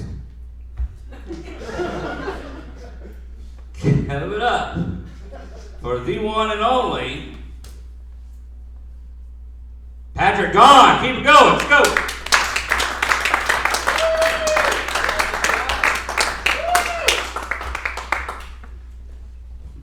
Jimmy Shaw, everybody, give it up for Jimmy. How you guys doing tonight? Good. How you guys doing in internet land? Awesome, great. Good to hear. I'm wearing a hat tonight. I was gonna get a haircut, but I had to think about it because the last time I got a haircut, the guy that cut my hair, when he did it, he was naked. And then when he got done, he started masturbating. And he shot his baby batter all over my chest and belly. Oh, did I mention I cut my own hair? I went to my friend's wedding a couple weeks ago, and they had the song that the dance at the reception where my buddy was the groom, and he got to dance with his mother, and he was going to dance to the song "Mama" by Boyz II Men, but the DJ put the wrong track on, So my buddy was out on the floor dancing with his mom to I'll Make Love to You. Yeah. I have a son. I know everyone's clapped for kids and stuff. I have a son, and he's huge into Legos. He loves his Legos, and it's cool. And he's got like all these Star Wars Legos because that's a popular thing right now. And I sat down on the couch, and I sat down on a Lego Stormtrooper, and it went right on my ass. And I was like, whoa, no, those aren't the roids you're looking for. The other night, my wife was sending a text out, and I'm laying in bed next to her, and she's going, shit. How do I send this text and not sound like a bitch? To have somebody else send it. I was watching the news the other day, and a couple of stories kind of threw me. There was a bad accident, and one of the EMTs was being interviewed, and he said, well, yeah, the two people were injured, and we got them in an ambulance to the hospital. They're not in critical condition, but we're working on it. Then the other news story I saw, which really bugged me, this guy got arrested for aggressive, indecent exposure. What the hell is aggressive, indecent exposure? Look at it! Look at it! YouTube! Look at it! And it got me thinking, like, that guy went to jail for that. And I started thinking, like, what would happen if Pat went to jail? Like, let's say I was in the shower washing up, and 5 guys came in there, and they wanted to have their way with me. I'd let them. It's not like a fantasy I have or anything like that. I mean, at this point, we're talking survival. And like, when one guy, I'd start using mind tricks on him, and when one guy got done, I'd be like, oh, you were the best I ever had. And another guy would be like, but you said I was the best. Like, yeah, but he was better. And then they'd shank each other, and the next time they pulled the train on my ass, it'd only be 3 cars long.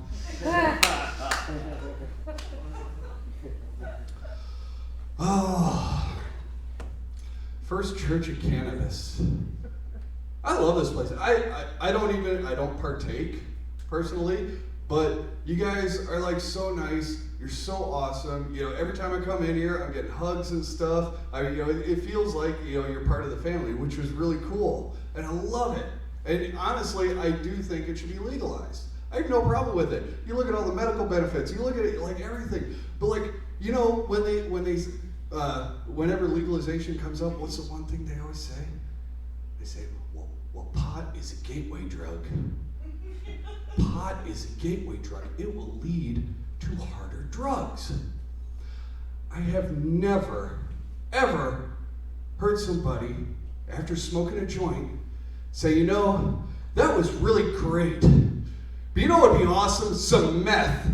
What would be great? Can we find something that'll give me the jitters and rot my teeth and make me suck everybody's dicks just so I can get some? That'd be awesome.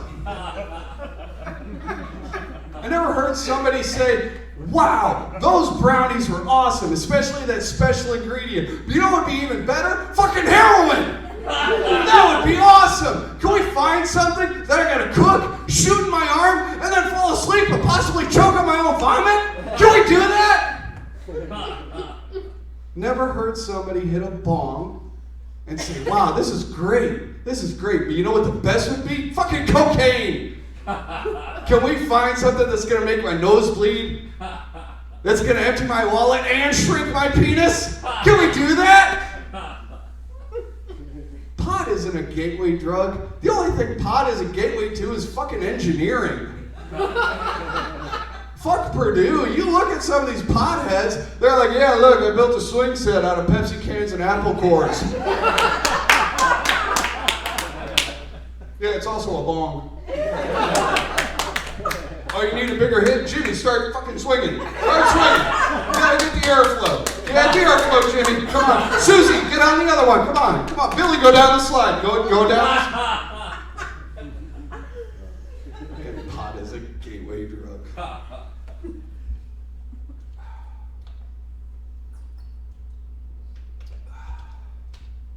Sorry about that.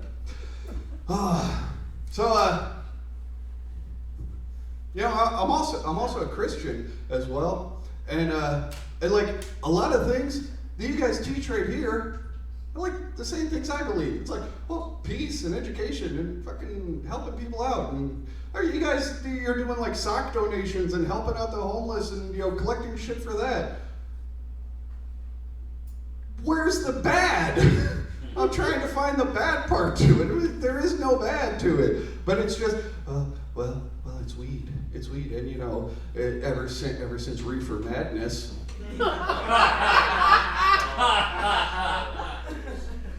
if you smoke a joint, you might jump out a 6-story window. I'm not even gonna get off the fucking couch. Shit, the remote's over there. No, I'm fucking watching QVC all night. I'm good. I'm gonna sync it up to Pink Floyd The Wall. Oh yeah, that's good. I don't know where I was going with that, but I have a day job. I work in a factory, and anybody else here work in factories? Manufacturing? Okay, so you always have that one guy who I think the technical term is he's a fucking idiot. I have that one guy at work. His name is Delbert Gundry, and this guy he is a prime idiot. Sorry, I don't even smoke weed and I'm getting cotton mouth. But he comes up to me. He found out I was a comedian. He comes up to me and he goes, "Oh, on Monday. Oh, you're a comedian, huh?" "Yeah, Delbert." "Oh, bet you get a lot of material from working here." Yeah. Tuesday. "So, Mr. Comedian, huh? You probably do get a lot of material working here." Wednesday. "Hey, Mr. Comedian, bet you get a lot of material working here."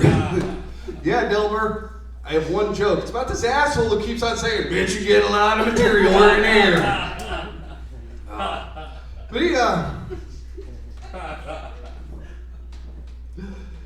But I don't know, the other day, the boss was looking for him. And he was like, "Well, if you see Delbert, let him know I'm looking for him." I go, "Okay." A couple minutes later, Delbert goes walking by. I say, "Hey, Delbert, boss find you? He's looking for you." Delbert goes, "I don't know."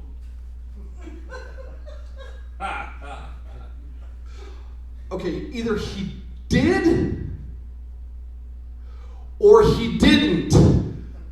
There's not a lot of wiggle room there, Delbert. But we were talking about cooking, and I was telling him about this casserole my wife made, and he goes, "Oh, that sounds really good. I'm gonna have to talk to my wife, have her make that some Friday in the future." It's like, yeah, Delbert, because it'd be a lot easier than doing it some Friday in the past.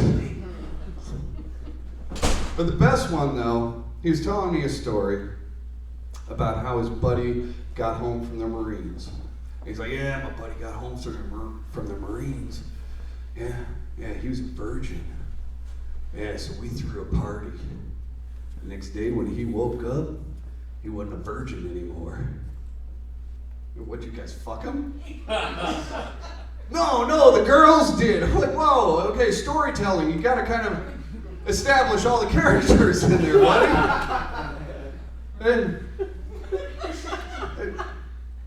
thought he was the cracker in the middle for a second. I wasn't sure. So Scotty notices right off the bat. Scotty, our IT guy. Give it up for Scotty, too. He's doing a great job.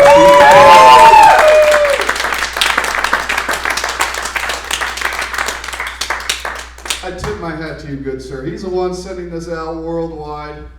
Scotty notices right away my t-shirt. It's from a video game. I'm a huge geek.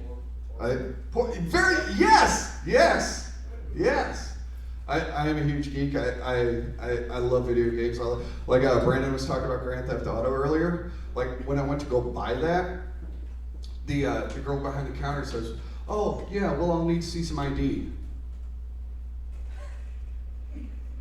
Okay, sweetheart. Let's look past the shockingly white beard, and let's look in my eyes. Do these look like the eyes of a young man who has hopes, dreams, aspirations? No, these are the eyes of a broken man. A man who all he wants to do is rob some banks, steal some cars, and kill some hookers. And sweetheart, it is up to you whether I do that from the comfort of my couch or on the way home.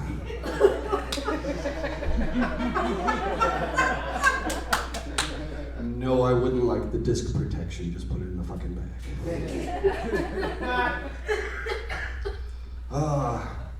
I see a couple of younger guys right there. How old are you guys? Second row, right there. 18 and 18. Today's your birthday? Well, happy birthday! Do you want to sing happy birthday to you? No. Yes. No. Fuck you, go to Applebee's. Okay, well, you guys are right in the age range, because one of the kids I work with, he comes up to me and he goes, "Man, I wish cassettes would make a comeback." Why? Well, I didn't grow up with them.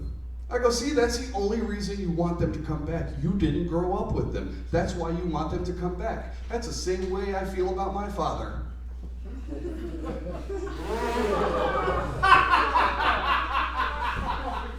Dad, if you're watching, it's just a joke. I love you.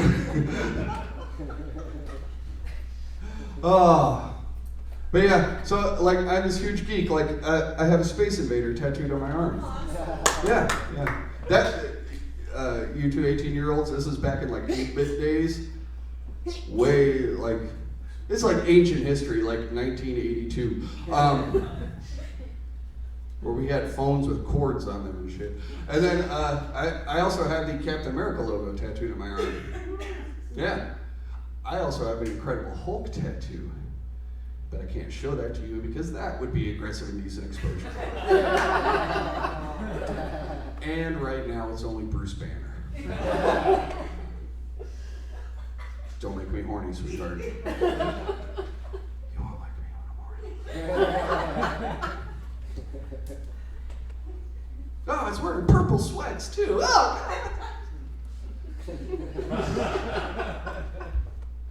Oh, yeah, so, I'm a huge geek. Love being a geek. Okay, one of my favorite directors, Peter Jackson. I love his movies. They're great. Love all the Hobbits, love all the Lord of the Rings. But the one thing I realize about him is he can make a 9-hour, 3-part epic out of any book. He could take Everybody Poops, and it would take you a fucking week to watch it, and somehow he'd find a way to put a wizard and an orc in there, and there would be Gandalf at the chapter on constipation going, "You shall not pass!"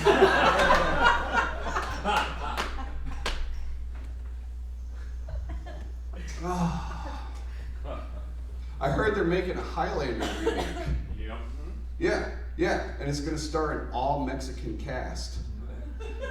There can be only one.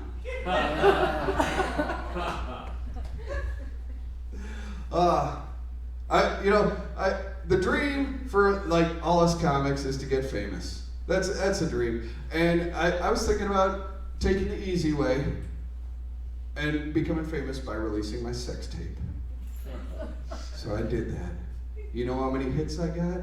0. You know why? Nobody wants to watch a 40-year-old man masturbate. I don't know, the way this guy's looking at me, I might get 1 hit tonight. That's cool. But and people ask, they're like, well, have you met anybody famous? And I'm like, well, I haven't really met anybody famous, but one time I rode on a plane with William Shatner and John Lithgow. Wasn't gonna let either of those fuckers have a window seat.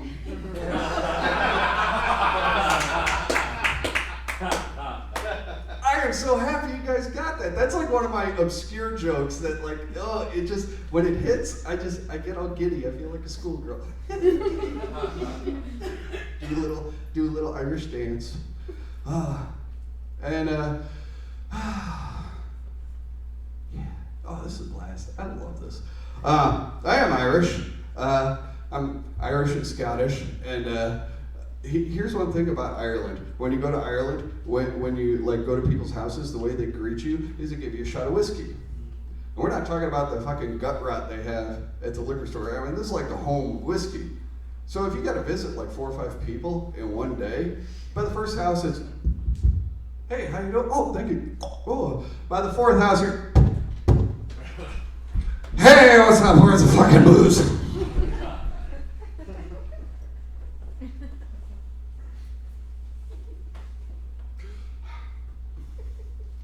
And the Irish music, I love Irish music, like Irish rock, like Dropkick Murphys, Flogging Molly. I love that stuff.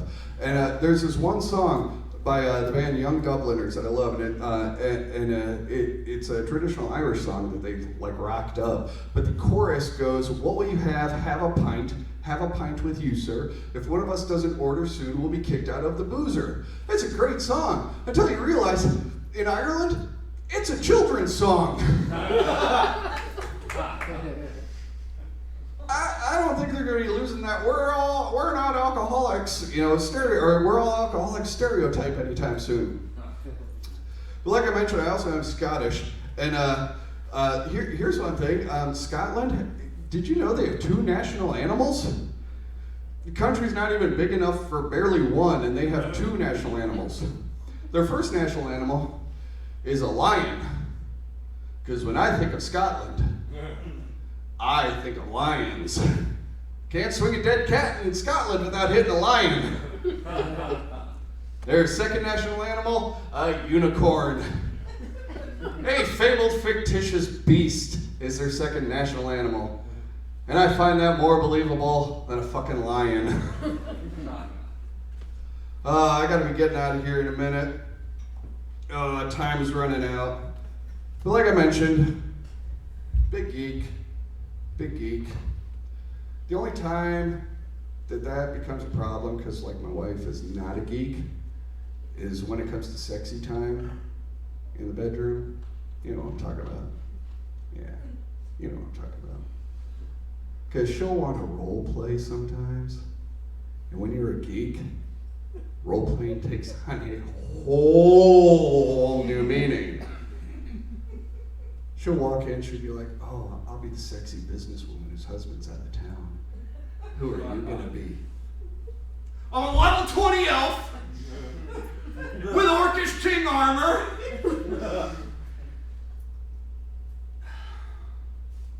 "I'm the pizza guy." "Honey, we've been married 14 years. You know there's no extra sausage." Should call it a Happy Meal. There's no supersizing it. Yeah, we actually just celebrated our 14th wedding anniversary on Groundhog's Day. Which is cool, because if Puxatawny Phil sees his shadow, 8 more years of marriage. Well, for our anniversary, I got my wife a silk rose, and I gave it to her, and I said, "Honey, just like this rose, my love for you will never die, because it's fake."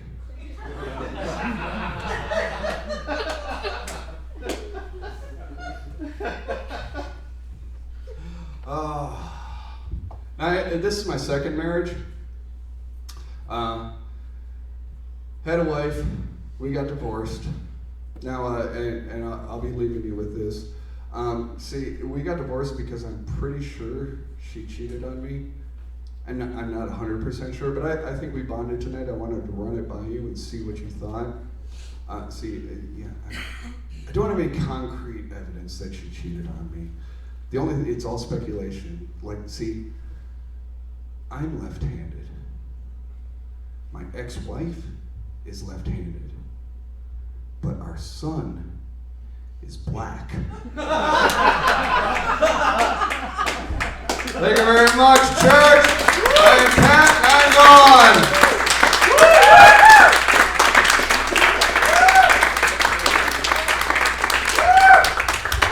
Keep that going, Patrick Gaughan, everyone. I got several guys that I work here. You're going to be a favorite, Patrick. That is one of my new favorite jokes, the Delbert joke, right, guys? You guys know about that. These guys get on my freaking nerves. But we're about ready to take a 15-minute break. So now's the time for all you guys that have been waiting around, like on the trying to find the remote. Like, no, you get up and get up. You get up and get up. Now's your time to go. We're going to take a 15-minute break. Come right back, man. We have got a great lineup for you.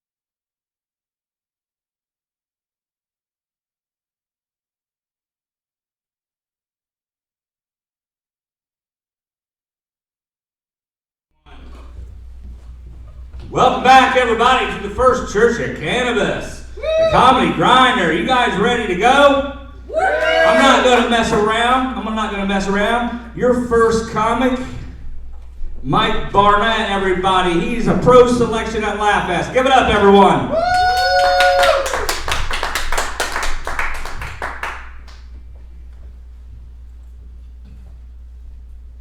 How you guys doing tonight? Yeah, awesome. I was shocked to get asked to be here because my friend Gerry knows I'm not really don't partake in the extracurricular activities, but that's okay. I'm cool with it. You know, I don't judge anybody for that. I've got two guys here that showed up. These two 18-year-old kids came in. They're like, "Hey, we're going to the weed church. When they pass that shit out?" We don't. So if you're planning on getting something special, happy birthday. There's your special. No, I'm all for it. I'm all for everything. Because I would start my own business. I think I'm going to start up a business for people who do partake, which is cool. And put it right next to like a Planned Parenthood, we call it Planned Pothood.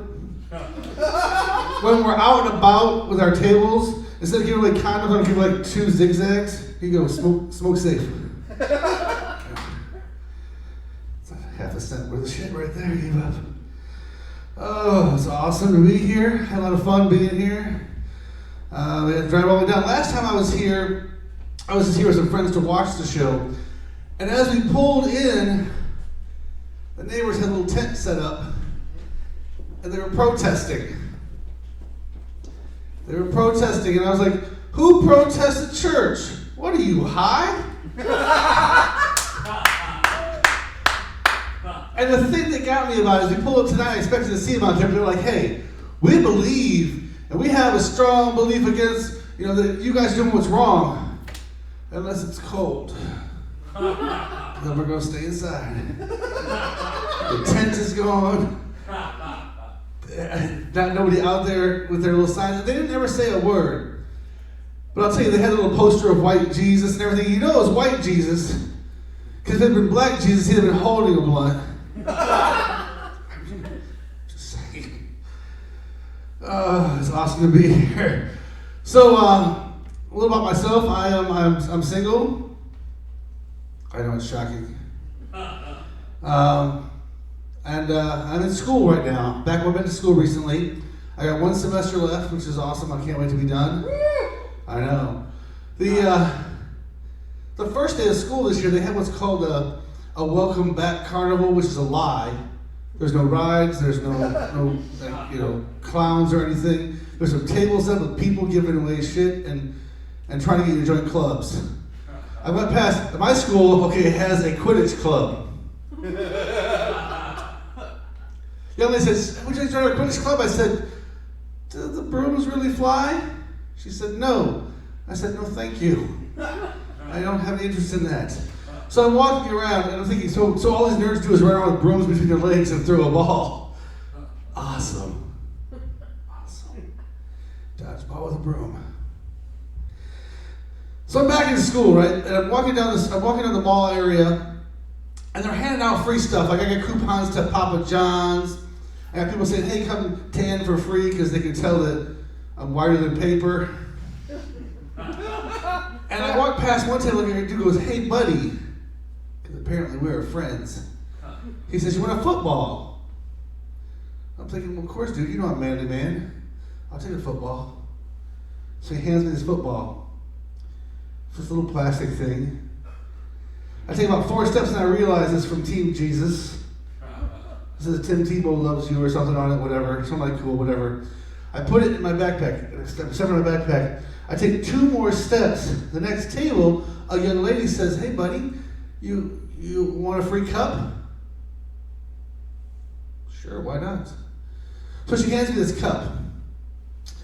And I'm taking a couple steps back. I'm like, "Cool, I got a cup and it has some writing on it. What does my cup say?" It says, "Flirting doesn't mean I want sex.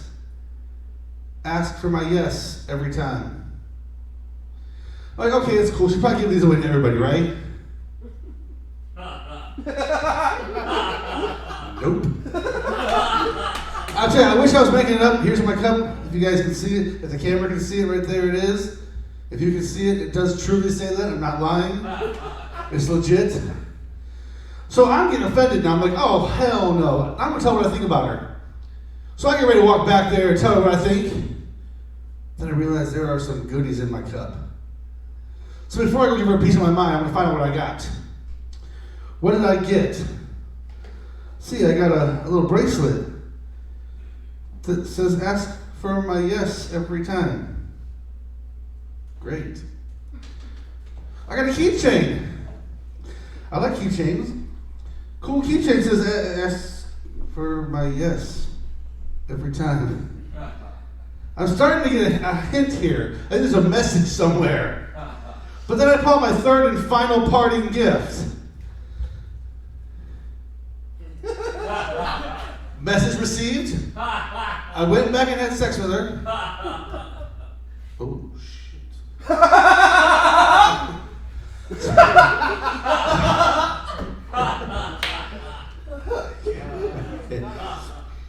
Yeah. So, they're changing Playboy after like 50 years, right? They're going to put out a non-nude articles model. Because they're saying, like, you know, the drugstores are complaining because they're getting like 5 copies, only selling 1 or 2.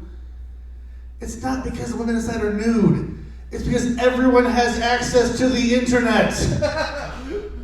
They're embarrassed about it. I can go buy the nudie magazine and look like a pervert, or go home and nobody knows if I clear my search history what the hell's going on. Amazing. Yes, Hugh, great idea. Great idea.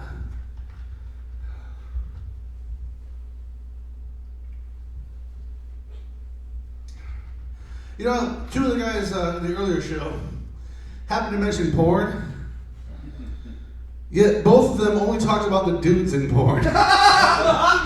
Both referenced guy actors by name, movies and titles of the movie, but didn't mention any of the women in them. I'm not saying that's some gay stuff. I'm just saying do your thing. Let your freak flag fly. I don't judge. Again, I don't judge. It's all right. I didn't mention that I'm single. I was married at one point. Now I know what you guys are thinking. Who would possibly leave you? Well, I'll tell you. It was Satan. Yes, you guys didn't know Satan. Satan is a Chinese woman. It's true. What's weird about Satan is Satan is a horrible person, but a pretty good mom. Weird. It's weird. So I mentioned that my ex-wife is Chinese, which would make her mother also Chinese. Now my ex-wife spoke English perfectly. She was born and raised in the United States. So she's fine. But her mother is actually first generation. She's first generation. Her mom came from Hong Kong over here and lives here now and has never worked because her job is spending my ex-father-in-law's money, and she's very successful at that job. She's good at it. But she used to call our house, and this is back when I had an answering machine, so I would come home from work, and there'd be a message waiting on the machine, so I'd be like, okay, let me see what happened.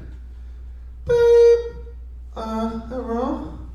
How are you guys all doing? I miss you guys. You called me back. I wrote you bye. I'm like, okay, mom called. I gotta call her back, see what she wanted. Then all of a sudden I hear, oh, by the way, this is Amy mom.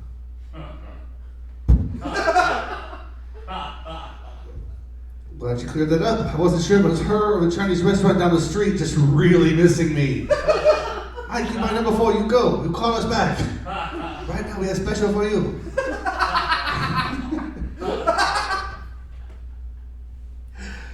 Oh, yes. And because it's not the only one, I got more than one girl to say yes. Actually, after my divorce, it had been a couple of years, and I was dating a girl. Things were going awesome. She used to be Amish. That's interesting, yeah. And I used to tease her about being young when we were together, because at the time she was like 3 in electric years. And but we were dating, things were going awesome. I thought, I'm going to take this girl somewhere special, somewhere she has never been before. So I thought, where can I take her? I was like, oh, I got a great idea. Disney World. Because Florida's got to be what, like a 15-day buggy ride? So I'm like, yeah, I'm pretty sure she's never been there. So I get online on the evil devil box, and I look up prices, the airfare, the hotel, the park tickets, and the car rental, and all this, food and everything. I realized this trip's gonna cost me like $5,000. Folks, that's a lot of money. Even for the two 18-year-olds looking for free weed, that's a lot of money. I thought to myself, holy crap, $5,000, and I like her, but that's a lot of money. I said, forget it. I put her in the car, drove up to Best Buy. We walked the door, and she was just like,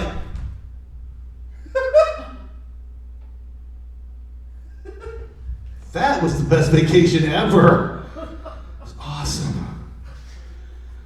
So I mentioned I don't have a problem, don't let your freak flag fly, because one of my best friends happens to be a lesbian. So no judgment, guys. I'm not saying you are, but if you are, that's cool. For you, I have a sperm balloon. Here you go. Well, why that's here? But it's here. No, don't lick it. No! It's been on the floor. That's gross, dude. Told sperm balloon, he's like, ah. One of my best friends happened to be a lesbian, and we were at a bar just over the border into Michigan, a little town called Niles. If you guys aren't familiar with it, that's okay. No one ever needs to go there. So we go into this bar, and at the bar there's like 12 people sitting there, plus the bartender. And my buddy's gonna DJ that night there. He got hired for a job. He had no idea what he was getting into. So he's getting ready to load his car up. So we were out there just to check him out and hang out. So 12 people at the bar, bartender, and the two of us. We walk in. Besides us, there are like 4 teeth in the bar. Yeah, one of those. So we sit over here on the table. About 15 minutes later, we're having a good time. We're just talking and laughing about stuff. The door opens up, and 2 lovely young ladies come walking in the door. Now they look at the bar, they look at us. They look at the bar, they sit next to us. And the whole time we're there, my friend is like, hey, she's cute. And right away I knew which one she was looking at. So I was like, okay. So as I'm trying to talk to them, and my friend's trying to talk to this girl, her friend's like, hey, look at me, pay attention to me. Because apparently they had been roommates in college. The one girl was back in town because she was playing on the LPGA Tour, which is the Ladies Pro Golfers Association, also known as the Holy Grail of lesbians. So my friend's trying to talk to this girl, pick her up. So I've got to play wingman for my lesbian best friend. That's not right. Put it in golf terms. I was playing caddy for my lesbian best friend. I was trying to help her approach the hole. I was like, down here. That's right. That's right where it is. It's not going anywhere. Oh, so I watch a lot of late night TV. And late night TV is getting scary. Really scary. Well, there's a commercial. If you guys have seen this commercial, I don't know, and maybe on daytime too. I don't watch Gerry or any of those things, but there's this commercial about this addiction center. About people, go here because we help them get better. I beat my addiction. Let me tell you something. When I was 17 years old, I was addicted to my penis. I beat the shit out of my addiction. That's right. Beat it senseless. That's right. No, so this is commercial on, right? This is commercial, and I freaked out because I fell asleep watching South Park. I wake up watching a dildo infomercial. No, I'm serious, guys. I thought this was. I'm dreaming this. So I hit the button to see what the information is, and it's like adult pleasures. Okay, and they're showing pictures of them and describing them. One of them was like like the swan. It was this white, weird, wiggly thing. I'm like, okay. The next one was like the nun. I'm like, what? Well, it was black and supposedly will give you a spiritual moment. So I don't know what's up with that. I was freaked out. So as a commercial, after that show comes up, a commercial comes on between infomercials. for KY his and hers. Have you guys seen this stuff? Holy crap. So I'll give you a quick rundown of how it looked. There's a dude sitting on a bed and a girl sitting on a bed. He looks like he could not get laid with $1,000 in a whorehouse. She looks like she's just witnessed a miracle. I believe the miracle was that he got laid. But I'm talking about how awesome this his and her stuff is. You know, you put the his and his, put the hers and hers, put it together and stuff, magical happens. I thought, holy crap, that is awesome. I gotta try that stuff. So I got dressed, I drive down to the store.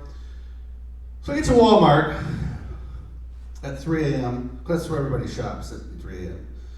And I walk in, and I pretty quickly find what I'm looking for. I'm like, oh sweet, here it is, a nice display of it, it's ready to go. And then I realize there's one lane open, and a 97-year-old woman is working the lane. I know what I'm here to buy, so I'm like, crap, I can't buy just this because that's awkward. So I get up front and I set down the KY and the condoms that I got. Two separate purchases. And I get home, I tear the box open, I'm like, yes, I'm gonna try this stuff. This is awesome. You put the his on his, the hers on hers. Gentlemen, if you haven't tried this on your way home, stop at Walmart and buy some. I will tell you right now, my right hand has never felt better. That's right. That's right. Speaking of Walmart, have you guys noticed Walmart doesn't sell clothing for Walmart shoppers? They've got small, medium, large, sometimes extra large. Meanwhile, their customers start at 3X and go up from there. And I have a solution for this. They have a men's, a women's, a children's clothing section. You could just have like 2 sections, one for the short ones, one for the taller ones, because you don't need a gender specific. I don't think sweatpants are really all that gender, specific anyways. They're just sweatpants. Put them on. Wear them out. Let's see. Love being here. This is so fun at the Church of Cannabis. Actually, there was a special on one of the late night TV shows about this place. I looked it up before I came down here. I was shocked. They did a news special and everything. The protesters were there for that. But it's cold out. If it's rainy or cold, then you know they need to hire to protest this place? Mailman. Whether it's snow or rain or shine or a shitty-ass dog in the backyard pissing you off because it's barking at you every time you walk by? That's right. It's okay. That's right. Not these guys. They're like, hey, pious, just not going to take the cold. I do have to get out of here pretty soon. So I'm going to leave you with a few things. First of all, I'll give you guys some advice. Don't talk about religion because it sucks. No matter what you talk about, you're always wrong. Don't talk about politics. The election's coming up pretty soon. Talk about politics with your friends. You're always wrong. No matter what you believe, no matter what candidate you back, you are the asshole that's wrong. And I'll tell you what happened the other day. A friend of mine, we were sitting around talking, he goes, hey, Mike, what do you think of the president? And because I'm a dumbass, I answered him. I said, not really that big of a fan. And before you guys start judging, going, I understand why, because he's not like you. It's because he's different than you. That is not true. One of my best friends just so happens to be an idiot. I don't judge.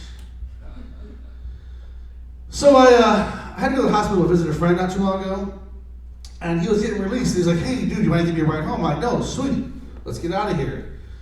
So we pack everything up, we're heading down, and they make you ride down in a wheelchair no matter what happens. If you stubbed your thumb on something and you had a cut, they'd wrap it up, they make you ride out of the hospital on a wheelchair for liability reasons. I mean, he had a big chunk of his body cut out, that's different, but still, he's a punk and had to ride a wheelchair out. But, so we're running downstairs, we're getting ready to head out of the place. I looked to my right, there's this big sign with 3 beautiful young ladies standing underneath it that says, escorts. I was like, sweet! Thank you, Obamacare! And then I got home and realized my policy doesn't cover that. It covers a sponge bath from a dude named Steve. Which I didn't appreciate, so I said, forget it. I'm gonna give you some advice real quick. Another piece of advice, being a dad, I gotta give this out. I'm gonna give it to you, Jimmy, because you've been a great guy tonight. Never, ever record yourself having sex. No. This is for you, man. I'm not talking about the video because everyone was stupid at some point. You're like, I'm talking about the audio. You guys saw the new Star Wars movie. I love Star Wars, okay? Lifelong fan. Never realized how much I sounded like Darth Vader. And I'm not talking cool Darth Vader where I'm all like, yo, baby, I am your father. I'm talking the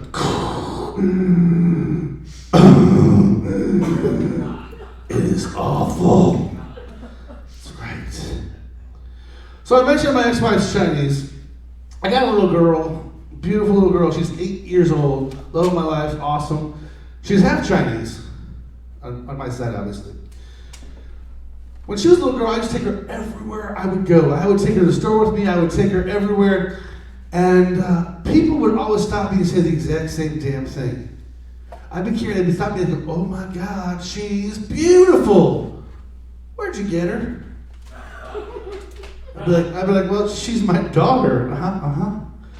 And that's so sweet of you. But where did you get her? Man, we can have this conversation, but it's going to get awkward very fast. As I mentioned, she's my daughter. But where did you get her? I'm like, this time I'm done. I'm like, okay, I want this conversation to be over with. Oh, where did I get her? Aisle 5, next to the fortune cookies. There's a whole bunch of them crawling around each other. Mostly girls. Oh, you guys grow like it's the fat white guy's fault the Chinese don't keep the girls. And before I go, I gotta leave with this. It's not the fact that happened that bothers me so much. It's that doesn't happen with all races. And the fact that someone thought I was rich enough to adopt a kid, that's cool with me too. But we don't do this to everybody. If you see a white girl walking through the mall with a half-black child, you don't ask her where she got it. You go, oh, she's dating a black guy. If you see me walking through the mall with a half-black child, you don't go, oh, he must have adopted that kid. You go, oh, how sweet. He's babysitting his sister's kids. Or, he's dating a black guy. Guys, thank you very much. That's my time. I have my comments.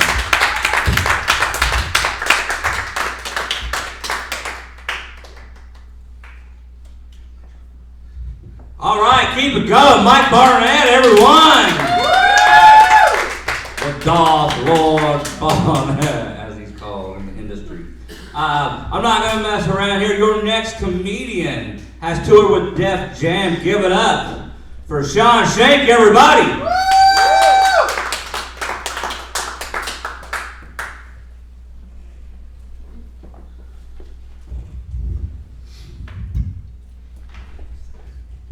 Hi everybody, how are you doing? Good? Awesome. So you woke up to a dildo infomercial accidentally, huh, Mike?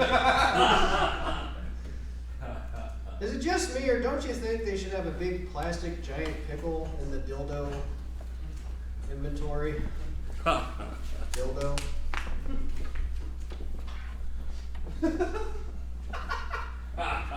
Yeah, that's one of those ones you have to dill. Oh, dill.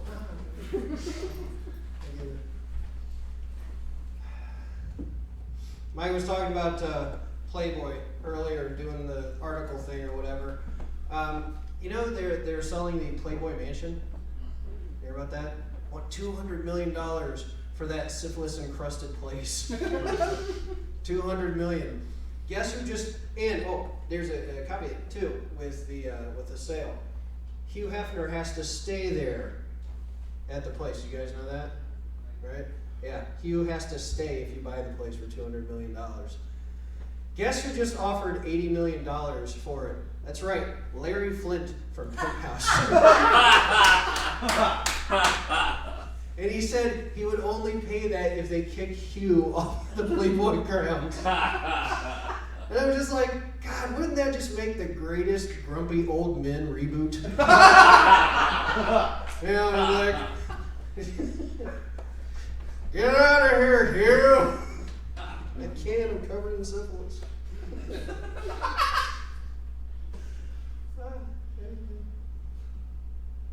That's right about the protesters. Turns cold, they leave. Made fun of them every time I came out here too, because it's like you guys are like pot smokers are like the most non-violent people in the world. Like you're just not. You can't get into a fight with a pot smoker. They just giggle at you. You know, the people that are violent are the ones that sell it. Especially if you don't give them their money. I like pot though. I don't smoke it anymore. I used to. This is a statement of fact. There's no joke with it.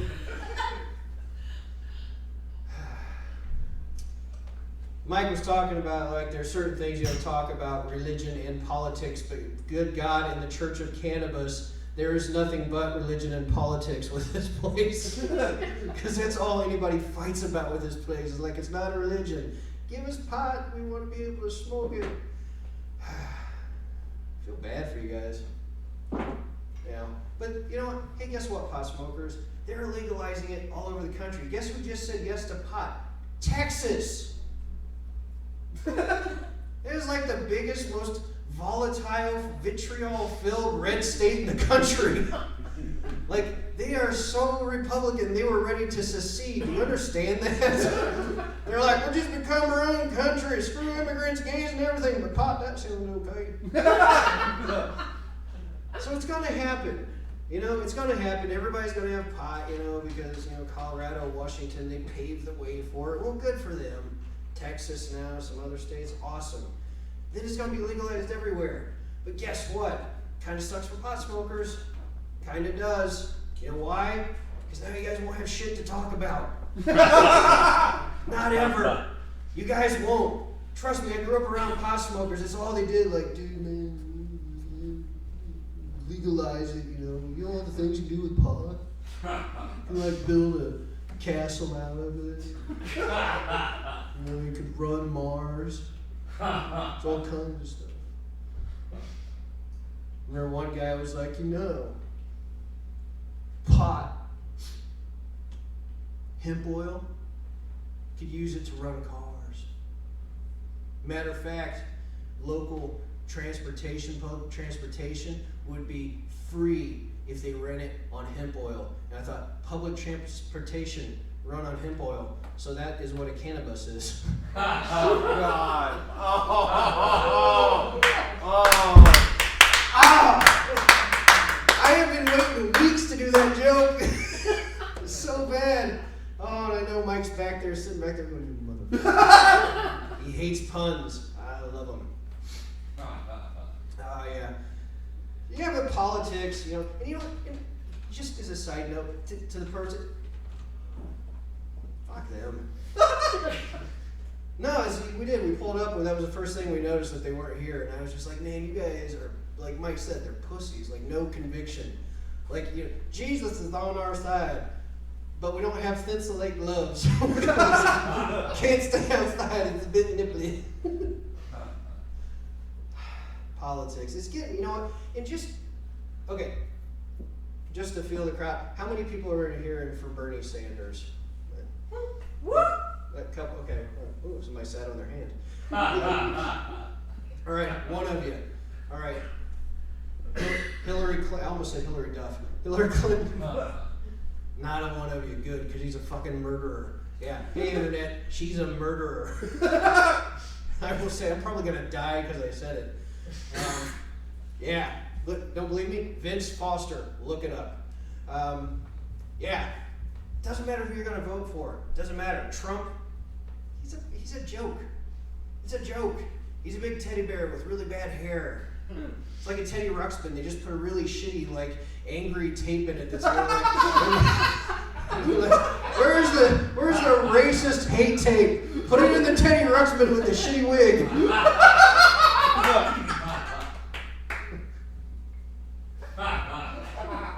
Bernie Sanders, what a crock of shit. Feel the bird, feel my dick. What a crock of shit. You know that thing where the dude collapsed on stage the other day and he ran over all concerned? Crock of shit. I was an EMT for years. I have seen literally hundreds of people collapse in front of my face. I've seen it. You know what happens? They don't do this like long protracted drawn out like, ew, I seem to be collapsing. Everyone, look upon me. Verily though I go into the darkness, betwixt light and dark, lo I fall to the ground. Mayhaps some socialist Jew can come save me before yon buttocks hit thine wood. Yea, though I die. Fuck no, that's not what happens. This is what happens when somebody passes out. They go, and they fall down, and they faceplant. You don't believe me? Look up any epic fail video, 2015, 16, 14, 13, every time. They do. And you know what happens? They don't do it like it's a timed thing where they check their watch and like, okay, the passing out dude in 5, 4, 3, 2, oh shit. That's not what happens. The person passes out, smacks their face off the ground, and everybody goes, what the fuck? It was planned. Bernie Sanders. My ass. That killery. Though, buddy of mine, Bob Phillips, did post a picture of her on his Facebook thing where she was picking her nose. This is funny. She can pick her nose, but she can't pick a cabinet. That don't look bad, right? Politics, jeez. They're all bad. And I'm a libertarian. You know what's good about being a libertarian? We're the ones that are just like, we want everybody to get the fuck off our back. Let us do what we want to do lawfully, right?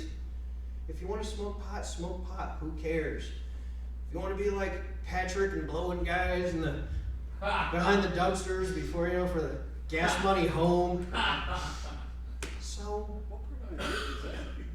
Pat's like, what did I do? I don't know. He's one of my best friends. That's how I met him, behind a dumpster. But no, seriously, like yeah, it's just, they're all assholes. They're all assholes, and all they want to do is they want to have power, and they want to tell you 18-year-old fuckheads what to do. And I can call you fuckheads because guess what? I'm a 40-year-old fuckhead. I was where you're at, and I didn't know shit. I barely know shit now. But I do know that they're bigger assholes, and you'd be better off doing your own thing. So don't listen to them. Don't buy into the hype and the bullshit. There's a lady on TV the other day, ex-porn star. Subject, abortion. This is going to get weird. And she's ex-porn star, right? And she's like, you know, she's pro-choice, but she's like all pissed off, and she's at a podium like this, and she's, you know, her boobs are in here. And she's like, I just want to say, my vagina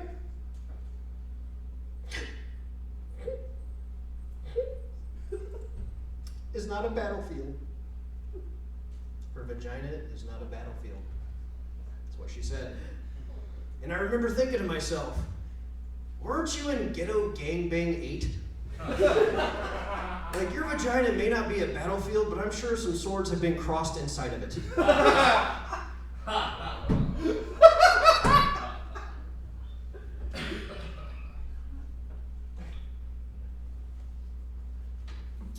Racism's fun. What? Like, not in the way, like, hey, let's go out and be racist. It's just like it is a horribly volatile subject. Because you see what happened? I said racism, and everybody in here went, whoop. Because there is one black dude in here. And y'all are just being like, dude, there's a black dude in here. The rest of us are white. Shut up. Don't laugh at anything he says. Don't worry, we're on your team. Lighten up. Shut up. This whole thing about like Oscars so white hashtag, Jesus Christ. How are you going to claim racism against Hollywood? of all places. That place is so left. I don't even have a good analogy or simile to say how left it is. It's just like the most leftist liberal place in the world. You're like, you're a racist. It's like, no. Their people voted on it. It was just shitty voting. Samuel L. Jackson, I saw Hateful Eight. Dude should have had a fucking nomination. It was a great movie. All right? But I got into an argument with a friend of mine. He's black. And he was like, yeah, that's right. It's racist in Hollywood. Oscars be so white. And I was like, no, it's not. And he goes, really? Then how come in all horror films the black dude gets killed first? And I said, well, you gotta think. There's a lot of ghosts out there from basically like 1960 forward. There's quite a few. But not near as many as like 1950 and before. That's a lot of racist ass ghosts.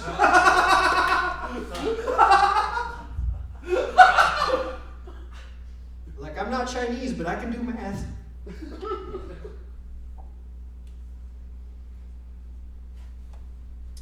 I like to work out. I'm really good at segues, by the way. I do. I like to work out, man. I'm in the gym a lot, and I was in the free weight section, the gym, a couple weeks ago, and I go back there. I'm getting ready to lift weights. I'm a pretty big dude, bench 435, leg press about 1,000. Well, and there's guys watching on the internet. They're like, oh, and so I get back there, and there's this big black dude back there. I mean, he's like this tall and about 2 of me wide, and no fat on him. And he's bench pressing. Now, like I said, I bench like 435, so that's like 4 45s on each side and some change on each side, right? And he's got 4 plates on each side, but I'm like, this dude is so much bigger than I am. He's got to be doing way more. So, I'm kind of doing that like sideways gym thing where you're kind of, like I don't want to look like a pussy. It's like, oh my God, you're so strong. and I'm waiting for him to go get some more plates, right, to put on the bar. And he didn't. He walked over this bucket, and he reached in, and he pulled out a logging chain. Big, thick logging chain. And he put one on one side of the bar, got another logging chain out, put one on the other side of the bar. I've been lifting since I was 13 years old. I had no idea what the hell he was doing. So I walk up to him, and I go, excuse me. And he turns around, and he looks down at me and goes, yeah, tiny white man. And I go, look, man, I know most every lift known to man, and I've never seen that before. Like, what do the chains do for you? Is that like give you extra pumping to like work the. And he goes, nah. He goes, nah. These chains are the chains of oppression. And every time I lift this bar up off of me, I'm lifting the chains of oppression off my people. And I go, oh, well, I guess you probably don't want me to spot you then, huh?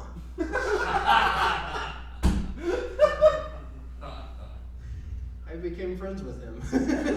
His name was Andre. Cool as hell, Just had a bug up his ass. His name was Andre. Good dude. Became lifting partners.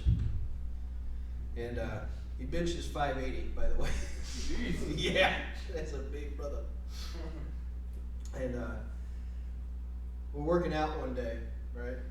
Over the free weights, raw. And I see this buddy of mine, his name's Greg. He's on the treadmill, skinny little white dude. I go, hey Andre, you should do me a favor. I said, you see that skinny little white boy over there on the treadmill? And he's like, yeah, because he's got that big black dude voice. He's like, yeah. I said, I want you to go up there in your biggest, scariest black dude voice right behind him and go, boy, I like the way you run. And he did. And when he did it, Greg sped up. And I walk around the front and looked at him. He goes, "Oh, thank God." I was like, "Why'd you speed up?" He goes, "I don't know. I didn't know what else to do." Oh my God. Bathrooms are weird. Segue. No, I always have weird experiences in bathrooms. All right. Not like a pad experience, but I mean like a normal weird experience. I know. I'm just going after you. I don't know why. I love you.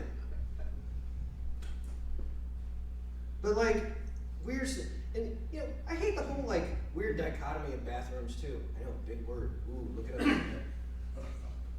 I hate it because like, there's a lot of guys in the room here and like a smattering of females. Yo. Yeah, what's up, yo?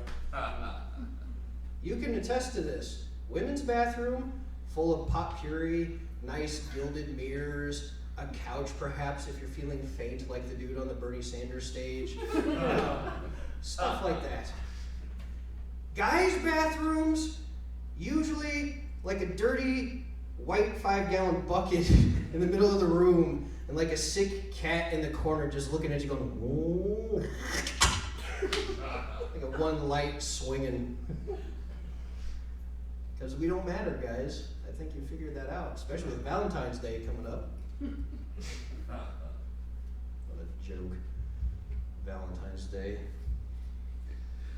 Certain special someone's watching this one and she knows I hate it.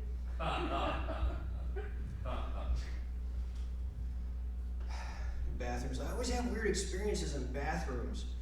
I can remember one time I walked into the bathroom, it's the place I used to work, and there was this big fat dude, his name was John, standing at the urinal.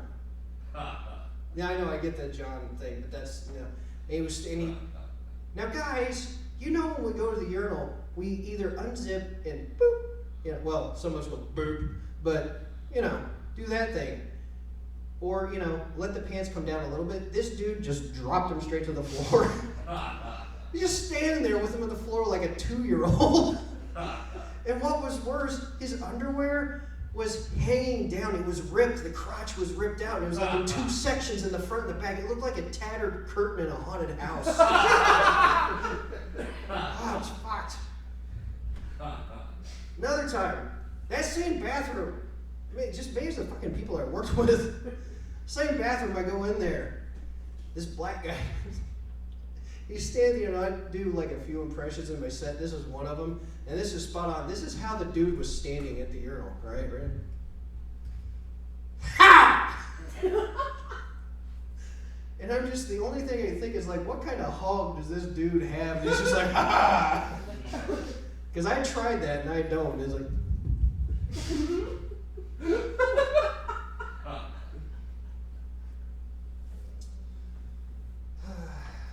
man, I really went off on the politics things tonight. I wasn't planning on doing that. Oh, damn, my lights are out, son of a bitch. That, for those that aren't comics, that means like I have to leave now. So, my messages are over. I think I said some important stuff tonight. I hope made you think a little bit. And if I didn't, well, you'll probably vote Democrat. I'm kidding. I am kidding. Dude, I know where I'm at. Okay, like I get the demographic here. I'm just fucking with you. I'll leave you. I will leave you with this though, because that's what all comics have to say to let the MC know that we're getting ready to finish. Again, good segue. I have a niece and 2 nephews. Love them to death, my niece and my 2 nephews. They're freaking awesome. And they're really cool. Hannah just, she's 16 now. She's driving. It's just weird seeing her grow up that fast. And I got nephew Jacob. He's 14, just turned. And Jackson, who is like 5, he was kind of surprised. You know? And when they were little, I mean, I know they're little now, but when they were like little, I used to babysit them a lot. And when Hannah had just turned 5 and Jacob had just turned 3, Uncle Sean was over babysitting one night, right? Yeah. And for those with kids, you know, especially if you have like a boy and girl that are close in age, yes, you give them baths together, right? Yeah, exactly. Because you don't think anything of it, they don't know. So Uncle Sean giving him a bath one night, doop, doop, doop, no big deal. And Hannah, just all of a sudden starts looking over at Jacob's stuff. And like she keeps looking at it and looking at it and looking at it and looking at it. And I'm just like, oh shit, there's a question coming Uncle Sean doesn't want to answer. And like she just keeps looking at it, and then all of a sudden the little shit stands up in the tub just like this.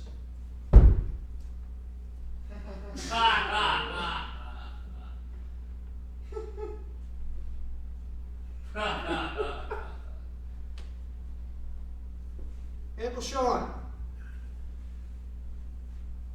when am I going to get one of those? Boop, she booped it. And without even thinking, I go, well, if you're anything like your mom when you were a freshman in high school. Uncle Sean didn't babysit anymore. So. Wow, I want to say, first off, good job to all the comics that came up here. Gerry Gobel's coming up here next, and he's just going to, God only knows, I've known the dude for over 20 years, and I've never seen him do the same set, and he destroys every time, so I'm excited about it. But I want to say thank you very much to the crowd at home and here, because like, I kind of went off the rails on the politics stuff, and it's really dangerous for comics to kind of do that stuff, and you guys like rode the rails with me, so God, thank you so much. Good night.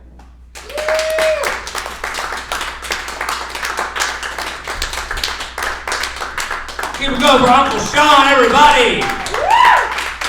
Not gonna mess around. Your final comedian of the night, the Stephen King of comedy, Mr. Gerry Gobel, everybody! Yeah! Yay for me! And politics, and political. And you know what? Okay, all right. Just for Donald Trump, to me, it looks like if you took JFK and you gave him all the water from Flint, Michigan, and you kind of, you know what I mean?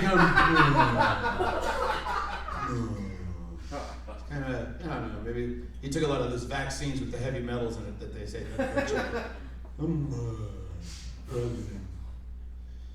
Looks like he's wearing Kennedy's scalp on his head, actually. So that's. Looks like a little bit of decay going on in that old piece. But it's okay, you know. And I know there was a little negative Bernieism there. So I happened by myself, just going Bernie, feel the burn, and then I got burned. Ooh.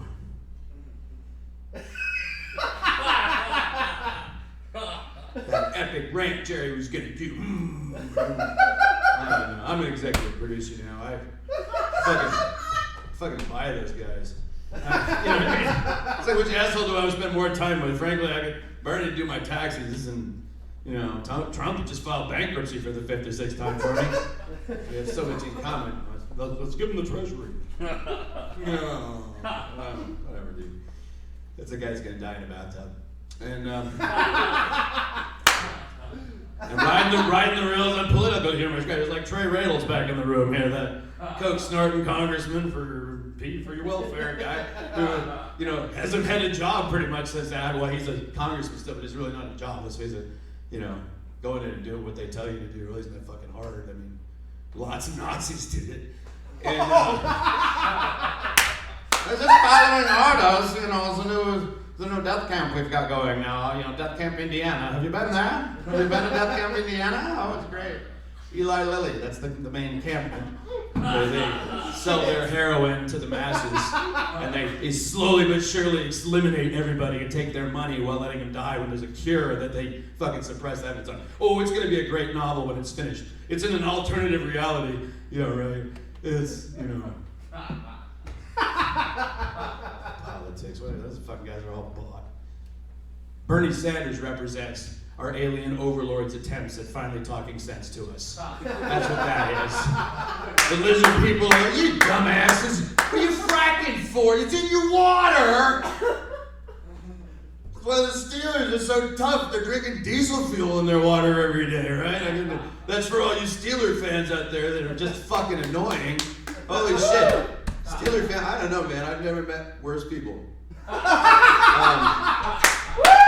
Work the room, they say, Gerry. Work the room. Whatever. Fuck football. Fuck football. Like, you know, honestly, I'm a history guy, man. I'd like to see some South American football back when the fucking Aztecs used to do it, where both teams would come out and the one team that lost their heads. I want to see that fucking game. I want to see that. I want to see the celebrity endorsement nervousness beforehand. Well, you could be on a box of Wheaties, or possibly dead. Do you want to do it? No, fucking do it, right?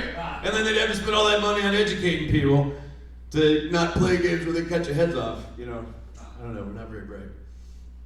I've been accused of being mean to the internet. I have been. Keith Ray talked to me. He came and he said, Gerry, you know, I don't understand why you tell the internet to fuck off all the time when they're the only people watching you. And I'm like, it's just between porn downloads. It's not like they mean it. You know? I could be just as bad as every other piece of shit out there with the fucking Netflix special. That would be great. Practicing. Hey, look at me. I'm practicing still. Whatever. I'm fucking dying after the show. No, inside. I'm sorry. We're still in Indiana. Death Camp, Indiana, right? Well, everybody dies a little bit in Indiana. We have to, because they won't cure us. You know, God, just farming us out. It's great. Yeah, that's nice. Oh, I'm done fighting. I'm sorry. I got all worked up the last couple shows. Got all like yelling and making accusations and drawing libel suits probably all over the place. And I'm okay with it because Lenny Bruce versus United States. So, you know, whatever, man. As long as this is a mic stand in front of me, I can call you whatever kind of cocksucker you really are, and you have to just understand that you're a piece of shit and no human values and little babies dying and blah, blah, blah, blah, blah. Cue the Sarah McLachlan music. Oh, wait, we're on YouTube. That's copywritten. That shut the whole video down. Because thank you for Sarah for fucking up freedom. Thank you very much, you and your copyright lawyers. We could have saved some people if you let us use the song. But thank you, Sarah. Thank you, BMI. Thank you for killing the music. I mean, honestly, cover bands should fucking do originals anyway. I mean, if you're gonna fucking escalate, this is like being a cover band stock joke guy. You know what I mean? It's like, oh, I'm gonna go tell you all the jokes somebody else wrote. Yeah. Who wants that? Here's a song somebody else wrote that I didn't put any effort into whatsoever. Give me $5. Fuck that, man. BMI. It sounds like bowel movements. Is what it sounds like. It's like, that's what it is, really? Can we get Babyface to come in? Would that be great? This is Indianapolis, right? I was doing a Babies R Us promotion. My day gigs at Babies R Us. Surprise, right? The devil works at Babies R Us. I had a good job children before they're born. I'm like Dark City or something. Would you like a crib? You should avoid the toddler rails. It's just a ripoff. Fuck those guys. Don't give me your money, but give me your soul. I tell them I'm Rumpelstiltskin and I need their firstborn. The Grimm fairy tale shit never works in America. In Germany, they would have laughed a lot. They'd quit oppressing Jews long enough to come back and help me out with that joke. Or whatever. I don't know who the fuck anybody oppresses anymore over there. It's all fucking, I don't know. It's all a mixing pot, right? Everybody's gonna get together. There's that obvious 10% of roughage that you're just gonna have to wipe off the fucking table because they're dipshits. You know, can't play well with others. The inevitable revolutions and conflicts, you know, it's gonna happen all over the place. But not in Indiana. No, sir. I think we'll be safe from that. I mean, we gotta keep our trainees in the men's room, right? Come on! We don't like you gay fellas. We don't even want to talk about you, but goddammit, if you use a woman's restroom, how am I gonna meet you? Then I'm gonna put on a flag, vest and parade around, telling everybody about all my values. Yeah, you know, aren't you? Fucking piece of shit. I don't even know your fucking name. I know the guy that did it. He posed in front of it with a fucking American flag on him. It was just a shame. It was a fucking shame. No irony lost on these assholes. Same guys would have been like, don't burn the flag. I'm like, dude, you made a vest out of it. I mean, if that ain't symbolic, Jesus Christ. I don't know, why didn't you cut open the Statue of Liberty and wear her like a skin while you're at it? Why don't you do that? Since we're fucking gutting America while we're at it. What is this, the Bill of Rights? Garter belt? Oh, this is amazing. It used to be worthwhile, but now everybody has rights now that we got cops that are fucking nothing to do but put people in prison. 90% fill rate in Indiana, man. We're ready to build some more. Yeah, good for the economy, man. Because we've been selling license plates for quite a bit. And we make a lot of markups. So I'm glad your kids went and filled out all those dots. Yeah, Indiana, Death Camp, Indiana. You're either a laborer or you're harvested parts. Welcome to Coma the movie. Oh gosh, none of you remember that. Which is why I'm hard on you, Internet. That's why I'm hard on you. I am. You could try harder. You could try harder. You're 35 years old. Look what the fuck you've done with yourself this whole time, Internet. I mean, really, kind of a letdown. This is not the future. Right? Come on, Benedict Cumberbatch and everything, really? No, there ain't no other actors around. Oh, Jesus. Come on, man. Fucking contract players. It's the same fucking assholes in every fucking movie. Jesus Christ. And they ram it down your throat and tell you it's great. You believe it. Because why? Because you don't know any better. Because you never wanted to look anywhere. You got the internet at your disposal, but fucking somebody tells you something on a meme and you fucking buy it.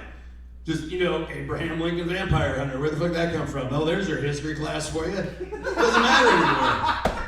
Fuck. If I'd have known about his struggle and that cocksucker got him in the back of the head, he must have been a daywalker, that Booth. Boy. John Daywalker Wilkes Booth, that son of a bitch. Stupid. Pride and Prejudice and Zombies. Well, there's culture. There's fucking culture. They gave away a mini book at the movie theater while I was getting fucked by J.J. Abrams on Star Wars. They gave me a little tiny book to read. It was Pride and Prejudice and Zombies. And I'm like, come on, the zombie thing's been dead for a couple of years, let's face it. The Walking Dead, we're just waiting for that finale when they finally figure out what the fuck they're gonna do. Because they haven't drawn those comic books yet. Anything worthwhile came out of a comic book, and then they put it in the movies and ruined it. Surprise. Welcome to America. And the movies thing, okay. Sean did mention the thing about the Oscars thing. And I think because the casting, well, it was kind of a thing. Because if you think about it, John Wayne was actually booked as Genghis Khan. For real. Yeah, John Wayne is Genghis Khan.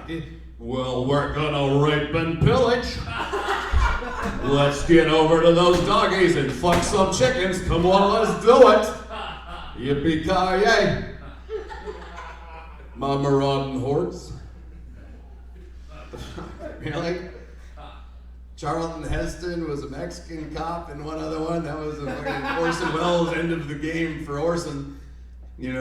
Charlton Heston is a Mexican. He didn't even like Mexicans. That was probably the most conflicted character he ever played. God. He hated monkeys too.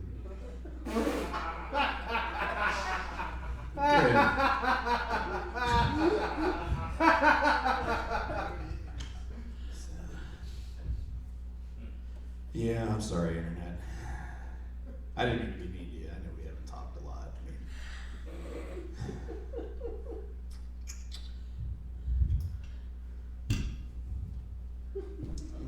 I really think this needs to be a heartfelt apology to the Internet. Really, no, seriously, I'm so sorry, because I've sworn at you a lot, and I've flipped you off a lot, and I've said, fuck you, Internet, a lot to you, and I've never meant it. So I would just like to say that I'm very, very sorry. You will obey Bernie. You will vote for Bernie. Observe the protocol. You will vote for Bernie. It's okay, Internet. Come on. Join us here at the church. It'll be great when you come down here. Yeah. What are you wearing? I know. I'm passive aggressive. I can't help it. I'm just like, I want you. I do. I know you got your deep web and everything. Snuff flicks. I get it. All right, fine. I remember Faces of Death, so whatever, man. It was in videotape. You can still copy it. But yeah, most of you guys are going to jail. Probably for the porn. I don't know where I'm going with this, but I think I love you. That's why you're such a disappointment. Seriously, you've got to step it up, Internet. This is starting to get serious. There's shit in your water. People are dying. Netflix. Yeah, it's not working. I don't know where I'm going. I've got no exit. I just want to fucking lick the screen. I want you, Internet. I want you real bad. I'll be nice to you, I swear. You know, I have to be, because Keith Ray says that you're making some bad assessments about me in this whole show, you know what I mean? It's not really a, you know, thing. I'm a producer, you know. No, I got staff. I got Jimmy Shaw's gonna kiss my ass after the show. He's gonna go, Gerry Gobel's the greatest thing. I'm gonna say, yeah, I'm the executive producer. Check out my profile pic. Yeah. It rubs the lotion on the skin, or it gets the hose again.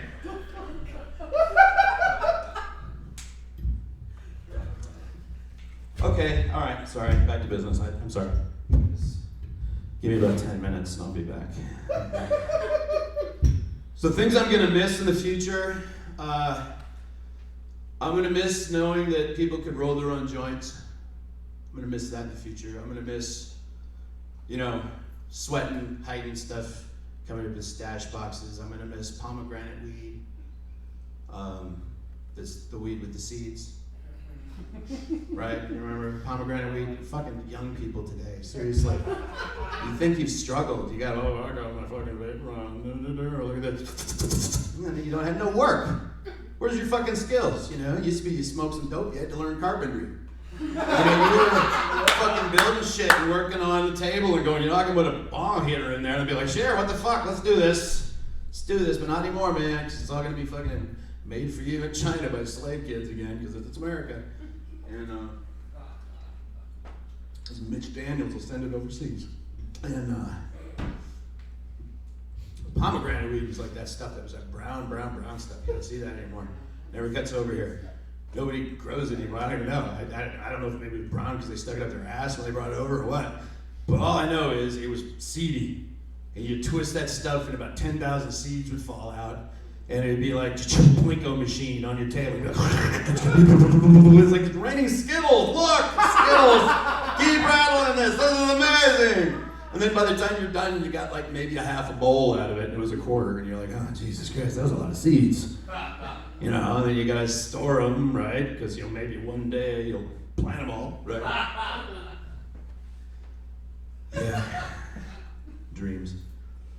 I got rid of most of them by giving them mariachi bands to fill up their maracas. They would look cucaracha and leave full. And then I got a hobby going. I used to work for a flower delivery company in McNamara in town here. They were owned by Don Marsh, you know, that guy. And so I delivered flowers, and that's how I would get rid of my seeds. Is I drive around town and I would throw seeds everywhere that I went for people I didn't like. So if you were a dick, I probably got you. Got the governor's mansion down on Meridian, because they got a flower arrangement every week. And that was so nice, because when you're wearing the uniform of a flower delivery guy, they never question you. And I'm just tossing seed left and right. And like Charles Ingalls, you know, throwing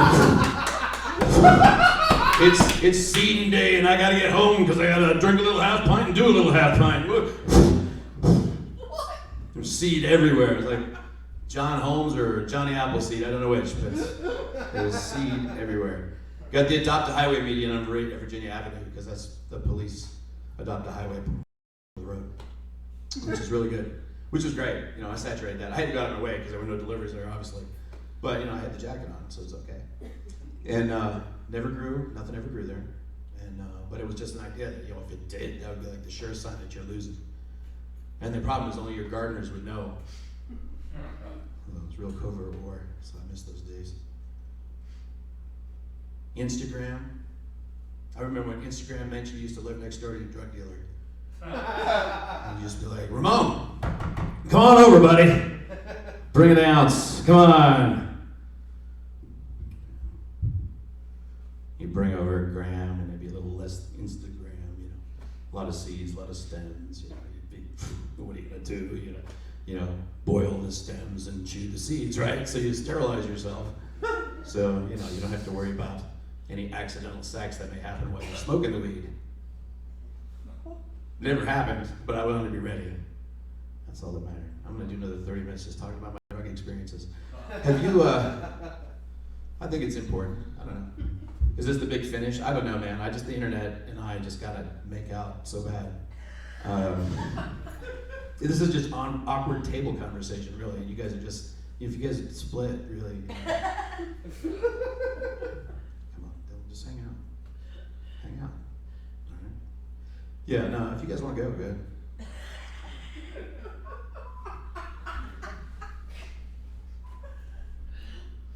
I'm an executive producer. Pretty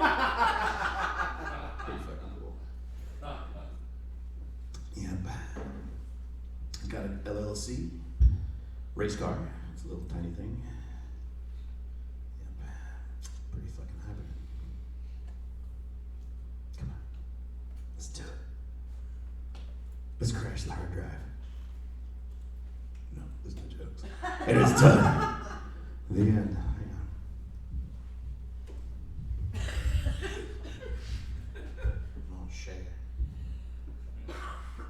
I love you. I really do. I'm so sorry. Keith Ray was right. I'm really too hard on you. But honestly, though, the crowd problem wasn't a problem last week. He was really eating a dick. That's why it was so quiet. You turn your back on these motherfuckers so many times before they just don't give a fuck. Then they get away. You can't let people escape. Because if they get away, they might find out your secret. You know?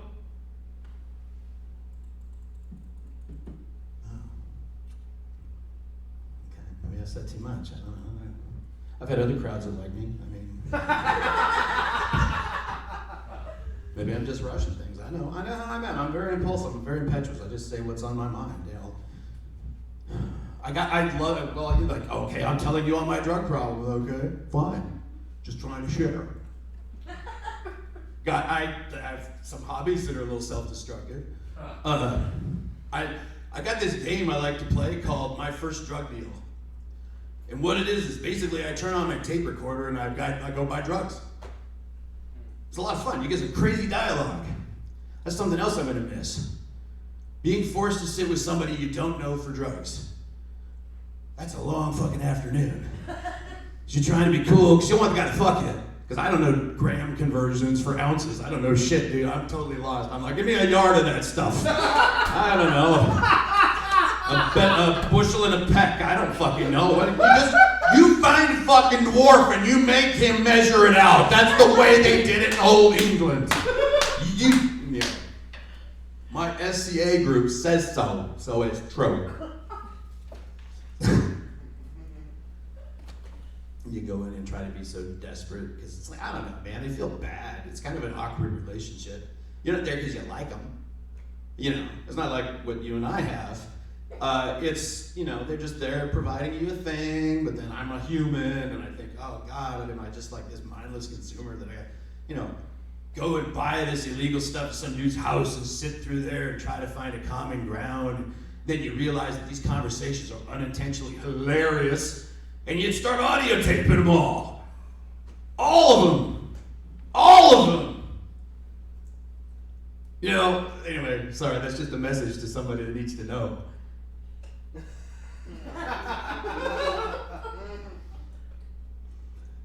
Yeah. Yep. I'm also very vengeful. That's something else you should probably know. I'm a fucking dick. I'm fucking, you know, because like this show stuff, like I really dig shows, you know what I mean? And when somebody comes in and just fucks and drags their ass through my fucking stuff and wants to fuck it up for no good reason, makes me a little nuts. Just saying. Why, Gerry, have you lost money on this show? Yeah, I lost a lot of money on this show. I used to book shit. There are people I have to avoid now. Oh, is that a church? That's not a church. Man, maybe you just don't connect with it. That's fine. Be a dick. I'll come down there and knock the fucking, you know, choir boy out of your mouth. You keep your fucking religion or whatever, but whatever, I'm here and I'm doing this, and fuck you if you got a problem with it. There's the problem.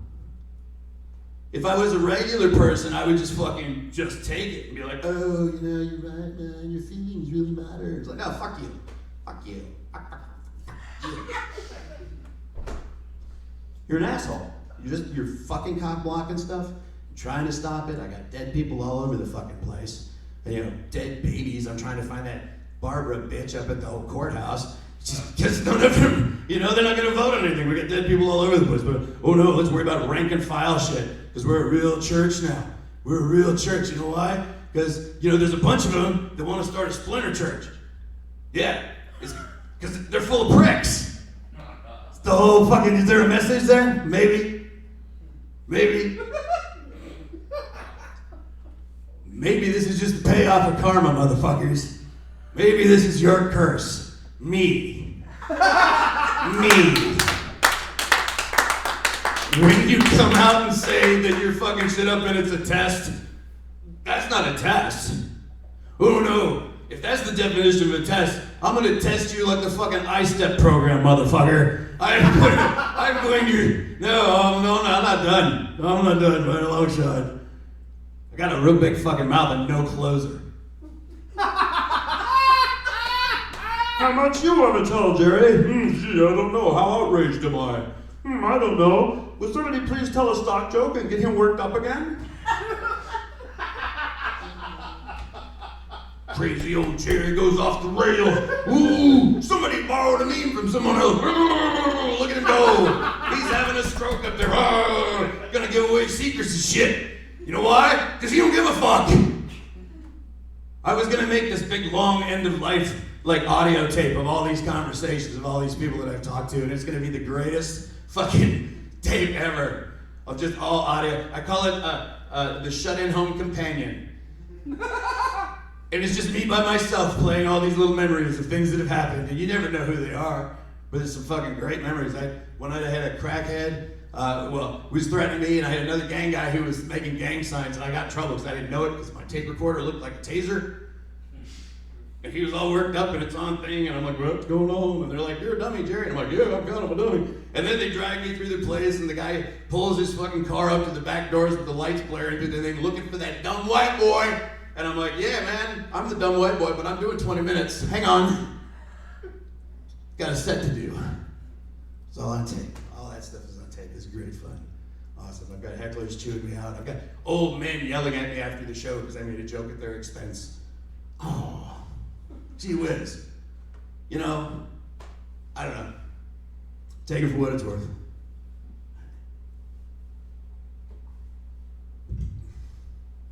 I would like to do an episode of Robot Chicken.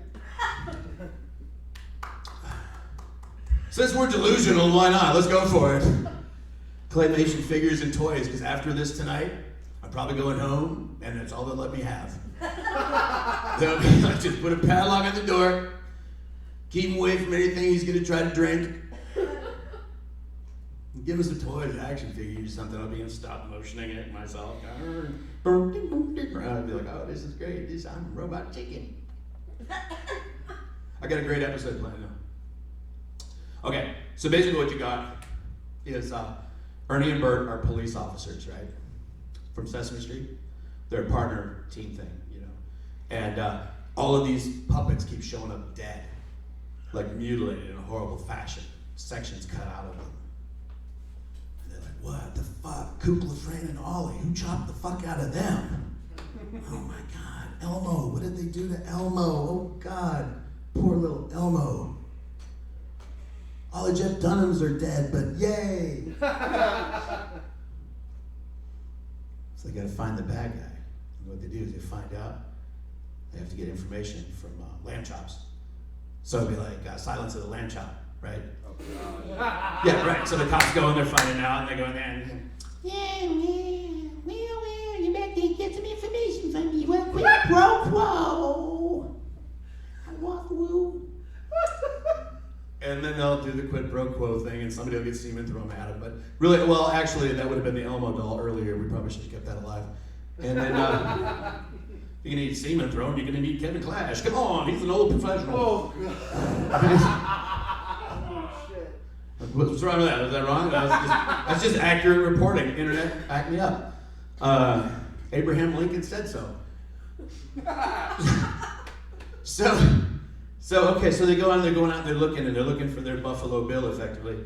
And it turns out that it's actually Mr. Rogers. And they catch him, and he's dressed down, and he's like, "Would you fuck me? I'd fuck me." And he's like got the cloth of elbow. And I know it'd be at the end. It would be like just incredible. I just say it was a great ending. I mean, I guess, you know, you've seen most of their shows. I've seen how those fucking sketches end. Usually there's nothing. There's a great start. Murder and puppets, that's always a good place to start. I mean, how many times have they killed the fucking Fraggles? At least 3 times. When you got the figures, you use them.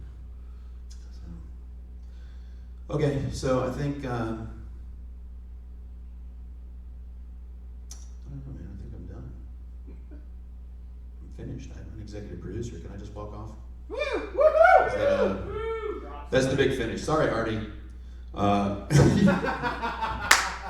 he was almost at the threshold of a golden new dawn, but then he just petered out at the end. He just said, fuck it, I don't care, man. I need to go smoke a bowl.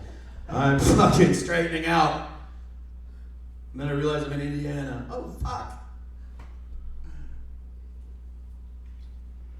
Please bomb us. Please drive your car bombs to this location. Please, Gerry Gobel, P.O. Box 4059. Okay, I've executive produced this into the ground, so I appreciate it. I just like you to know that I'll be ruining more people's careers next week. Because that's, there can be only one. No, that's, sorry, I'm no good at sword fighting. Anyway, my name is Gerry Gobel. Good night. Yeah!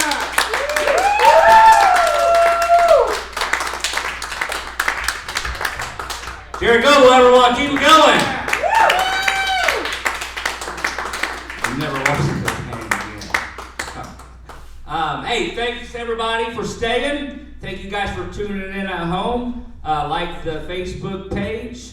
They have live streaming of the services on Wednesday evening at 7 o'clock and right back here next week. So thank you guys.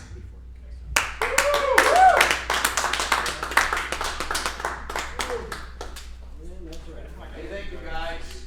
Thank you. Sorry I didn't have a closer.